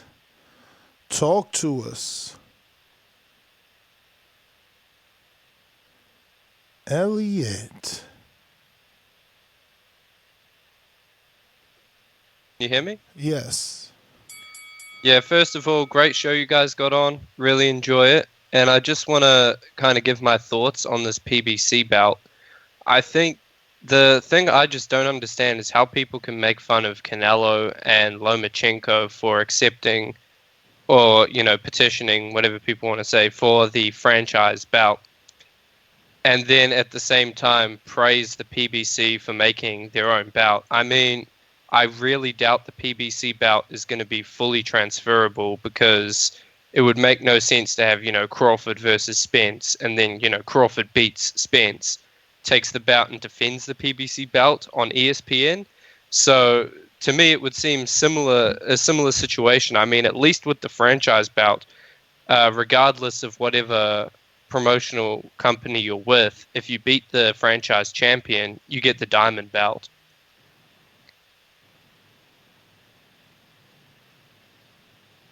Well, all right. That's it, Elliot? Yeah, that's it, man. Keep doing what you're doing, guys. Well, thank you. Good call, my friend. Okay. So I guess they would like to counteract your question in Cancun. If that's like recent news, if you beat the franchise champion, then you get the diamond belt. So I don't know. That got to be looked up because I ain't read that. I'm just using Elliot's theory or whatever. So it might be like a direct, response to what you asked him, but who knows? Who got him next?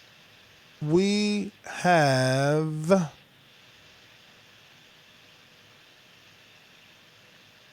Rough House in Tennessee. What's going on in Tennessee, man? Yo, what's going on? Ness, Mike, and what it do, man? This is your boy Rough House, man, calling live from a planet called Clarksville, Tennessee. But the caller before last kind of took my thunder, but I'm gonna go anyway. And man, I agree with the PBC belt if there's only one belt per weight class. You know what I'm saying? You got the WBA, you know what I'm saying, super duper Walmart quickie lube change belt, the WBC Crayola crayon color in the line belt, you know what I'm saying, diamond, platinum, copper, tin, all of this stuff, man. Skip that. Keep one belt per weight class. And like the caller before last said, when the ranking structure is put together, if the champion fights, whoever's ranked number one, you know what I'm saying, that's what it is, man. If number one's not available, fight number two, And I'm sorry for that background, man. I'm in Fort Knox, man, and they playing the horn right now, man. But yeah, man, the belts have gotten so cloudy, and so many extra belts have been added. You know what I'm saying? And we're not sure who's the real champion. Fuck it, man. Blow it up and start it over from scratch, the way it was, back in the day when there was only one belt per weight class. You know what I'm saying? So I'm with it. I'm with it 100%. If they follow that criteria, man. Hey, everybody out there, man, if y'all not subscribed to the Boxing Voice, man, you slipping on your pimping, man. Make sure you hit that subscribe button, that bell icon, so you get that good notification when they put out that work, man. And y'all already know what it is. I am that boy Box. This is Rough House Boxing TV, and y'all make sure y'all stop by the house. Just remember to wipe your feet and close the door behind you. And I'm out. Gia. Rough House, thanks for calling in. Great call as always. We got Rod in the 870. What's going on, Rod? Hey, what's up, man? What up, man? I couldn't really catch you guys much last week, man. I was traveling, man, in Kansas City and back to Fort Worth. But I think the belt, I think it's a good idea, but executed wrong if they just create another belt. I think somehow it would work like this. And this is just my opinion, and maybe it's stupid. But you have the WBO out there that's not sanctioned anymore. And let's say if Al Heyman could talk, you're not going to talk to the WBC because they're too big. Let's say if he could talk to the WBO. Well, that's top ranked belt. Let's say WBA, hypothetically. And he can convince them to combine to create the PBC belt and manage the belt. And that PBC belt can consolidate 2 of the 5 belts that's out there and use them as a sanctioning body with the experience and everything, and push 1 belt to each weight class and do it that way. I think it will work over time. But I just think it's going to be too hard to do it unless you do it that way. Because if you create a belt, nobody's going to take it serious for at least, 5 to 6 years until fighters really start fighting for it and exchanging a belt. But if they can somehow get 2 of the sanctioning bodies to come together and merge, and then create a WBC, a PBC belt, I think that would actually work because they have the experience, and now you have a belt that has some credibility behind it and some history behind it, but it just has a new name. But that's my call. Wilder in 3. Wilder in 3. Damn. And no. What's going on, you hear me? Whoa.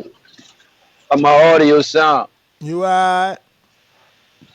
Yeah, look, I ain't gonna hold y'all that long. I'm at this truck stop right now, you know what I'm saying?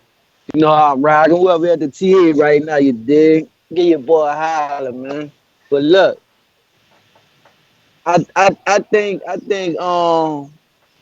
that 1 belt, bro, gonna fuck around and make everybody fight like a caller said a couple of calls ago. Now, I don't like all these different belts in the game like that, bro, because it do make shit confusing. But I just don't see that shit happening fast, like everybody fighting for that belt and everybody under like one organization. I see, man, that's like a 10-year process. You ask me. I mean, PBC ahead of the game, but I don't know, man. Mike, you see that shit happening soon? That's like a 10-year process, I believe, man. I mean, but, if you're going to start it, you know what I'm saying, the sooner the better, you know what I'm saying, to be honest with you, because it's going to be a long process, because you're going to have to get the, not this generation, but the next generation of fighters to recognize your belt above everything else. And if Fox is really going to be invested, then they're going to have to understand it might be some struggling years, you know what I'm saying, until you can accumulate most of the talent around the world, and hopefully, you know what I'm saying, it works out. But I'm all for, you know what I'm saying, having one belt if it's gonna be one universal belt. But yeah, I'm with it. I'm with it. But I don't see it happening to add the Tank them, like to add the Tank and Shakur Stevenson and all. I think that's good. It's really gonna take effect after them dudes. Period, because when you can host fights in Russia and have dudes fight for a WBA interim, and you have a active WBA light heavyweight champion, and why is there fighting for him? You know what I'm saying? So there's just clearly there's money to be made with all these belts, and when you have belts, it makes the casual fan think that guy's somebody. Yeah, that's my call though, man. I don't want to mess the show up. I know it's kind of loud in this motherfucker. No, you good? Nah, you sound good over there. Yeah. But thanks for calling in. We got Oh shit, this board done lit up over here. We got Checkmate Boxing. What up, Mike? What up, Ness? What up? On, Checkmate? Hey, I actually supported the reason why. What they did is a couple of reasons. What they did with the franchise was just like make Loma and Canelo like kings on the checkerboard, and able to bounce around and elevate them above other boxers, which is completely wrong. I think it's biased. I think there's some racism involved, whatever the case may be, because the way that first came out in the first place is because WBC actually stripped Canelo of his belt because he refused to fight his mandatory. And so they had to save face and try to, they didn't want to create a national, horror story in Mexico because, the Mexican belt, and they show favoritism to their Mexican fighters. That's just what it is.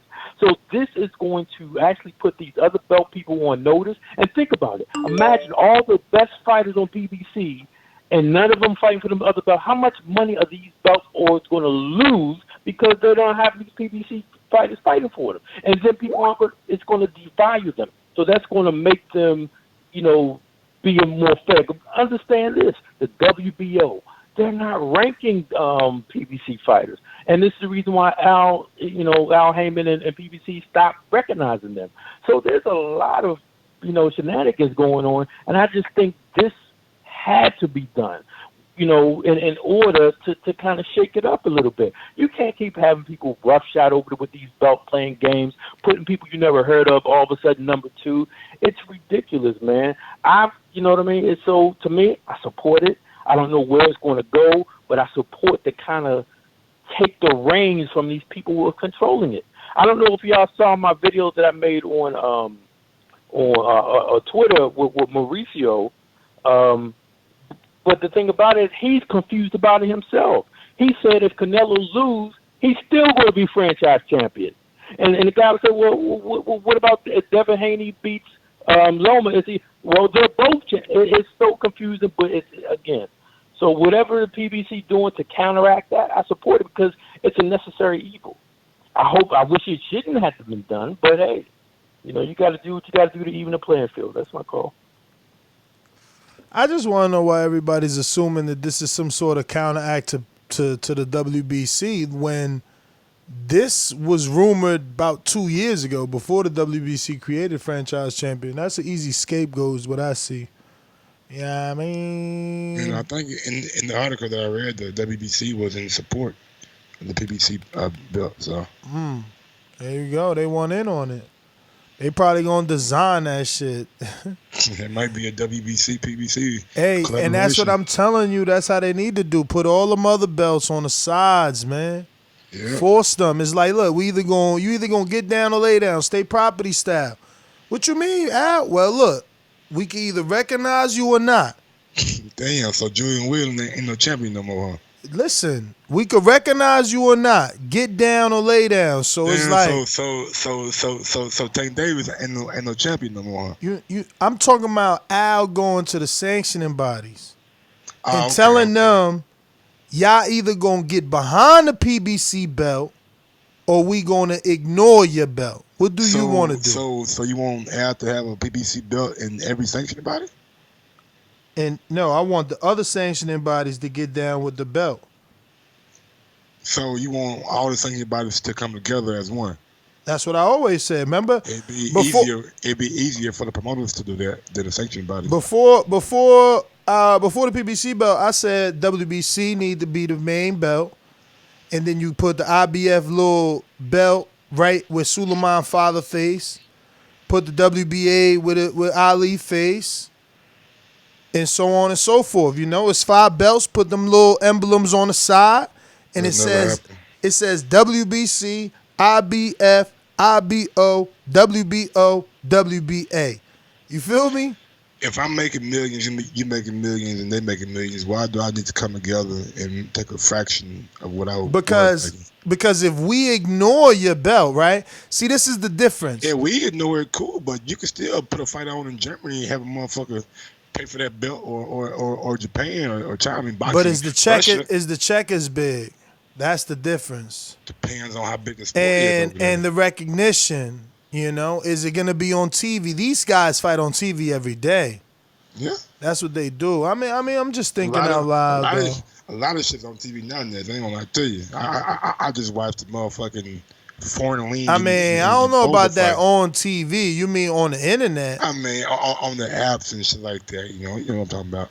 You know, because TV hard to come by. But shit, the internet becoming more and more accessible. Nigga, one thing you gotta do is just download it to your phone. That's how most people watch shit now anyway. On the go, on the move. Yeah. We going out to Fresno. Who's this? Hey, what's going on? This Mike is AJ. AJ, what it do? How training coming along, man? You got like shit 3 more weeks, bro. Then you about to get back in the ring. I'm just hoping Ruiz don't knock my head off again, man. I mean, I'll be real, man. I'm not big into the whole political stance on fucking the belts and what the fuck they mean. To me, it's just hey, throw it on there. If it's something else, if there's sanctioning fees to it, if there's there's incentives to it, hey, fuck it, why not? Shit, I mean, damn near every other motherfucking promotional company got it. Why not? I mean, besides that, I'm gonna keep this shit short, man. Ain't too much to go on about it.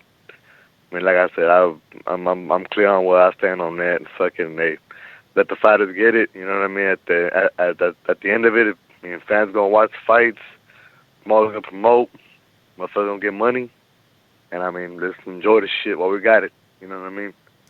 I mean, we all know at any time, any moment, anything can change for anybody, especially the fighter's owner. But besides that, that's my call. Y'all be easy. AJ, thanks for calling in. We have... If you listen right now on YouTube, go ahead and smash that thumbs up button to help with the visibility of the show. And check us out tomorrow at 9 o'clock a.m. in the morning for the flagship morning show. That's 2 o'clock in the UK and 6 o'clock West Coast. 8 a.m. Central. Yes, sir. And as you know, it's pay-per-view week. It's big fight week, so we probably got to kick it off how we kicked Errol Spence and Sean Porter off, you know what I'm saying? How do we do that? Shit, I know we had a Sean Porter and Errol Spence show that Monday. I don't know what it was. Okay. Got to go back and look and see what it said. We got a super chat, though, coming from Alexander Wilson. Will Sky Sports, BT, and Bang Sports, large international boxing networks, recognize or even mention a PBC belt? I think they would, even in joking, right? Like, yeah, I could see a guy like Chris Mannix saying, yeah, you see the PBC created their own belt. Or Steve Bunce, somebody like that. Yeah. You know what I'm saying? Yeah, I know he'll definitely take a dig at it. Sky Sports, they're a little bit more conservative, but you know what I'm saying? You get Johnny Nelson on there. He might say something about it. Man, Adam Smith will say some shit. CYP Boomerang. What up, CYP? Here? Y'all hear me? Yes, sir. Y'all got me? Yes, sir. Yeah, my damn phone tripping. Okay, listen. First thing I want to say, I don't know who that was that called in mentioning my name, but I applaud you. And I got this for you. This is what I got for you. You hear me, baby? Listen to me. Anybody who thinks that one white boy is going to win, this is what I got for you. If he beats me, I will never, ever, ever come back to TBV again. Now, if I win, every single one of y'all who believe in him, who support him, who call in and put your money on him, y'all got to buy a CYP hat. Very simple. You buy a CYP hat, that's all you got to do. And if I lose, I'll never, ever, ever come back. Let's see how many of y'all in the chat are willing to take that bet. Let's see. I'll never come back. On my fucking life, I'll never come back if I lose that fight. My whole reputation, my whole business, my whole brand is on the line. If I lose to him, I'll never come back. Secondly, somebody on this show said that if PBC all retires right now, that boxing would be dead. I personally agree. But then somebody on the show said, I'll still be watching AJ versus Ruiz. Then I looked at the PBC and realized, how the fuck you gonna see that fight if they retire today? That means the fight December 1st, and Ruiz happens to be on the PBC, so you wouldn't be seeing that fight either. But anyway, that's just life. Life goes on. He can't retire. He can't retire. He in contract. He in No, contract. it was a hypothetical. It's a hypothetical. You can't go making rules to hypothetical. The hypothetical was if everybody in the PBC retired today, you can retire anytime you want to retire. Okay, then. I don't know what I'm talking about. Y'all right, I'm wrong. Nobody can retire when they want to. You got me, big guy. You got me. All right, cool. But all I right, still be thank watching you. AJ fight somebody in goddamn Saudi Arabia. I'll tell you that. Look, and I'll be watching it too. I support boxing. I support boxing, period. But the PBC got the best fighters. Let's stop playing games. There's no need to argue that shit. It just happens to be controlled by somebody that y'all don't fucking like. I ain't talking about this YouTube host, but you know the callers. Y'all don't like that man got control. But what we think don't matter because they didn't access our opinion when they were thinking about it, and they gonna access our opinion when they finish with the finished product. Face that shit. Love boxing. Love everybody. And anybody who think white boy gonna win, take that bet. CYP out. PBC got some of the best fighters, but they ain't got all the best fighters. And honestly, if you want to break it down to a number standpoint, they ain't even got the two top cash cows, do they? I mean, it all depends. Because we all. I mean, let's be honest. Canelo's isn't a place by itself. I mean, right now they got the only two cash cows doing pay-per-views, Pacquiao and Earl. Can we agree that Canelo's on a whole nother level? I mean, he ain't done a pay-per-view in a long time. All right, man. What's the last pay-per-view he did? Ain't fuck a pay-per-view now. I'm talking about nigga, what your bag is. Well, fuck for you can have all the pay-per-views you want, nigga. Man, it can sell 600,000. His bag ain't 34 million, nigga. It ain't Canelo. It ain't what Joshua got against Ruiz the first fight. That's all I'm saying. Okay, you going off purses. That's what dictates, you know what I'm saying, your worth, right? The stardom. I mean, the more you make, the bigger. In my mind, in boxing, especially in boxing and in sports in general, the more money you make, the bigger star that you are. Jordan wasn't no fucking low paid motherfucker, was it? Kobe, Shaq wasn't. LeBron ain't. Tom Brady not. Canelo not. Joshua not. Fury not. $100 million country. Wilder not. Earl getting paid. The more money you make, the bigger star you is. That's what I'm saying. NO, Boomerang. What up, NO? Talk to me.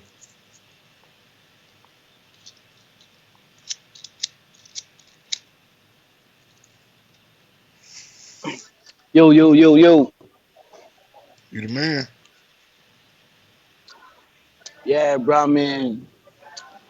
Me personally, bro, I got 200 on CYP, man. Whoever want to match that, we can make it out. We can make this cash app. We can do the cash app shit, you heard me? I'm out here in Cali right now. I'm feeling that Cali love, so I'm going to rock with my dude CYP. All right, on another note, I got a question for y'all. What if the PBC was on the zone and AJ and Canelo was doing pay-per-views? Y'all think that would be a better like matchup? Like, you know what I'm saying? If they were the flip-flop situations, I think PBC would be selling more subscriptions on the zone because they have the majority of the fighters that people won't see. Yeah, they got more American talent. I would tend to maybe lean towards what you on that. They have the more American talent, so it should have more American subs. That's so why didn't the zone approach? Well, you know what? I don't know if they did or they didn't, but I don't see why El Ham would pass up an opportunity like that if they coming with $1 billion. Why they didn't try to approach El Ham? That'd have been a smarter move to me, because Eddie Hearn, he not even from America. You getting a dude from the UK to try to sell serves to the American public. Like, that just don't make sense to me.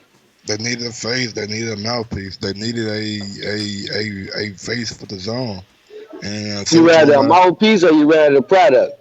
I mean, at the end of the day, I mean, when we look at the zone return. I think the zone maybe making money. You know what I'm saying? I don't Yeah, know man, if they need a face, bro. Al needs a face. Come on, man. Why you think they got What Tim? about the product, dude? Bro, they got They Tim don't have the Smith doing product. interviews now. Mike, you seen him? How many The subs they VP have? out there doing interviews with Wilder. You seen him? How many subs they have, Ness? How many subs the zone have? Sales? What you mean? No, how many subs? How many subs do they have? Solid. I'm talking about like Let me one tell you that something. came Let me back tell you every something. time. Let me tell you the beauty of that. They ain't got to release their numbers because they're a private company. They working off their own money. Remember that. Until they go open and sell shares of the company, they on their own dollar. They a private company according to them. So you think they making y'all think they making a profit right now? Y'all believe that? I think like every business, I think like yourself, when you purchased your truck, you wasn't expecting to be in the green right away. No business is expecting a boom in the first year, let alone the first 2 years. Even you even get a tax break as a business, Mike, your first 2 years. You allowed to lose a little bit more the first 2 years because they understand that you're gonna be fucking in the red. But Ness, I'm not putting out this much money, Ness. Look how much money they putting out, bro. You gotta spend Like to that's make. a lot of money. Gotta spend to make, but that's your time. Yeah, man, you gotta spend to make. Shit. You We gotta got spend to problem. make. And some months are better than other months. You know, so I'm pretty sure the KSI and the Canelo KSI and the Joshua months are going to be better than what they did in the summertime. You know what I'm saying?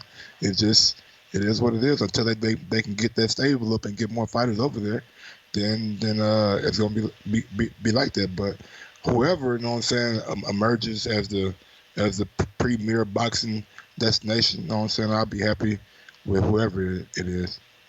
Well, on Canelo Day, shout out to the listeners that did use our info link to sign up to DAZN. So,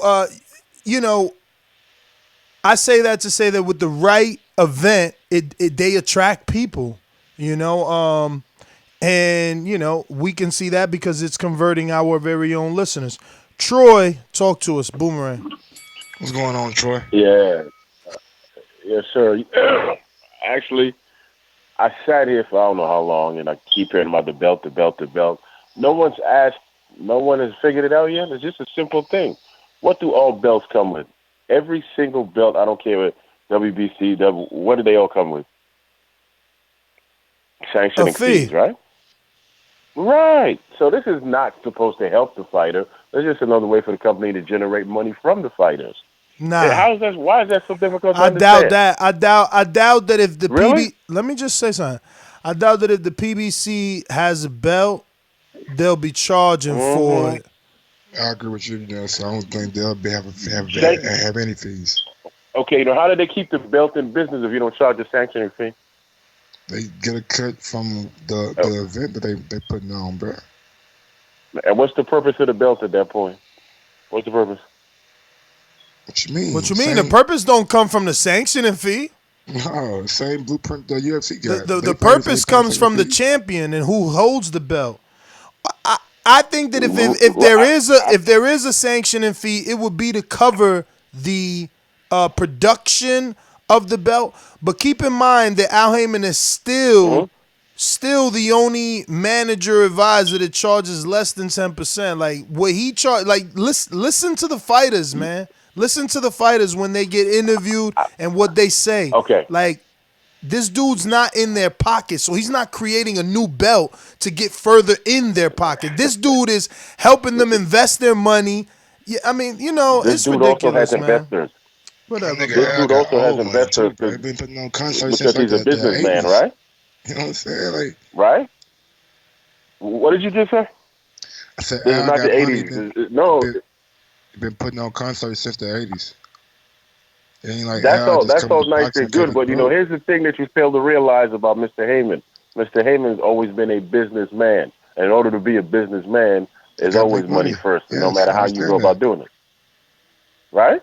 Yeah, it's business first. It doesn't matter about anybody else. By creating but the difference is his track record is known in the business not to make business off the fighters. You could sit here and try to make up lies all you want. The fighters are saying something else. See, there you go again with the lies. I'm not making up any lies. I'm simply giving. You trying to insinuate? You trying to insinuate that this is another way for him to get in the fighters' pockets? That was your words. Okay, well, tell me. I didn't say him. I said the belt. I said this is another way. Who the fuck run PBC, man? Don't play stupid now. Who runs PBC? I'm not playing stupid with you. So who runs PBC? Who runs PBC? Let me fit. How the hell am I supposed to answer you if you keep over talking me? Your time is up. Okay. You heard the bell. Time is up. You heard the bell. I'm sitting here still trying to wait for an answer. Man, he got a cold. I'm going to tell you who runs PBC. He's sick, man. He does. He runs PBC, but he has investors. He who? Heyman runs PBC. Heyman runs it, but he has investors he has to answer to, yes or no? Bruh, man. He don't got no investors, man.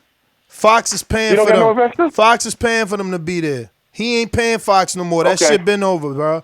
Come on. What? Come on. Doom. That's everybody know. Stonebone, talk to me. I love Stonebone. But hey, the more I'm listening to it, man, more the PBC belt makes sense because if it ain't maybe without bro, this all speculation, man. Everybody is speculating. We ain't got no information as to how these quota. Stanley came up with his own ranking system. Like, bro, we all speculating. Just know that. Yeah, I listened to that. That's a crazy thing. I listened to that interview on the Chris Mannix with the PBC dude or the Fox dude. He was kind of breaking it down a little bit of like how they planning to do it and shit, and talking about how Wilder and Ruiz would be versus Ruiz would be for the heavyweight PBC and all of this. But to me though, it just makes sense because the sanctioning bodies is doing all of this bullshit. If you create one welterweight title, one heavyweight title, at least instead of having a PBC, IBF title, a WBA, all these 4 WBA regulars and all of this different shit, they can kind of bring it in-house and say, all right, if we're going to have a round robin, this is what it's for. And fuck all of the sanctioning bodies and all of this shit where you paying fees to a body that'll strip you for a more popular fighter like they did Machado in the Machado and what's the name, and made Tank the super champion. So to me, it's starting to make a little more sense because if not, we're gonna keep going down the same road. And we already know they're not gonna fight Bud and other people. So why not create the title that they're gonna fight for? At least at least it would come down to Keith Thurman having to flat out duck Earl, not holding on to some other title. He would get stripped of the PBC title because he wouldn't fight Earl versus being able to hold one. And vacate another one and still run around as a champion. And who is Pacquiao coming back again? Is it going to be Mikey or Danny? Which Garcia? Hopefully Danny, but we'll see how it plays out. All right, man. I'm going to catch y'all in the next one, man. And everybody get wound up for this Wilder knockout, man. It's about to start the countdown, man. Peace. About to be devastation. Yeah, man. I wonder how quick it's gonna be. Man, if it's first rematch, Ortiz went pretty long the last time, man. Yeah, I know, but I'm glad. It made me think Wilder listening to because he said on PBC on Fox like people forget about the 4th round or 5th round, but I kept on saying the 4th. But the bell saved Ortiz, man. Like he was hurt early before he even got buzzed. So I'm glad he brought that up too. I just want him to keep lining it up. You know, the Stavern and the Brazil knockouts, those was perfect knockouts. You know, people talk about wild this, wild that. Them shits was perfect left and right hands, you know. Quick too.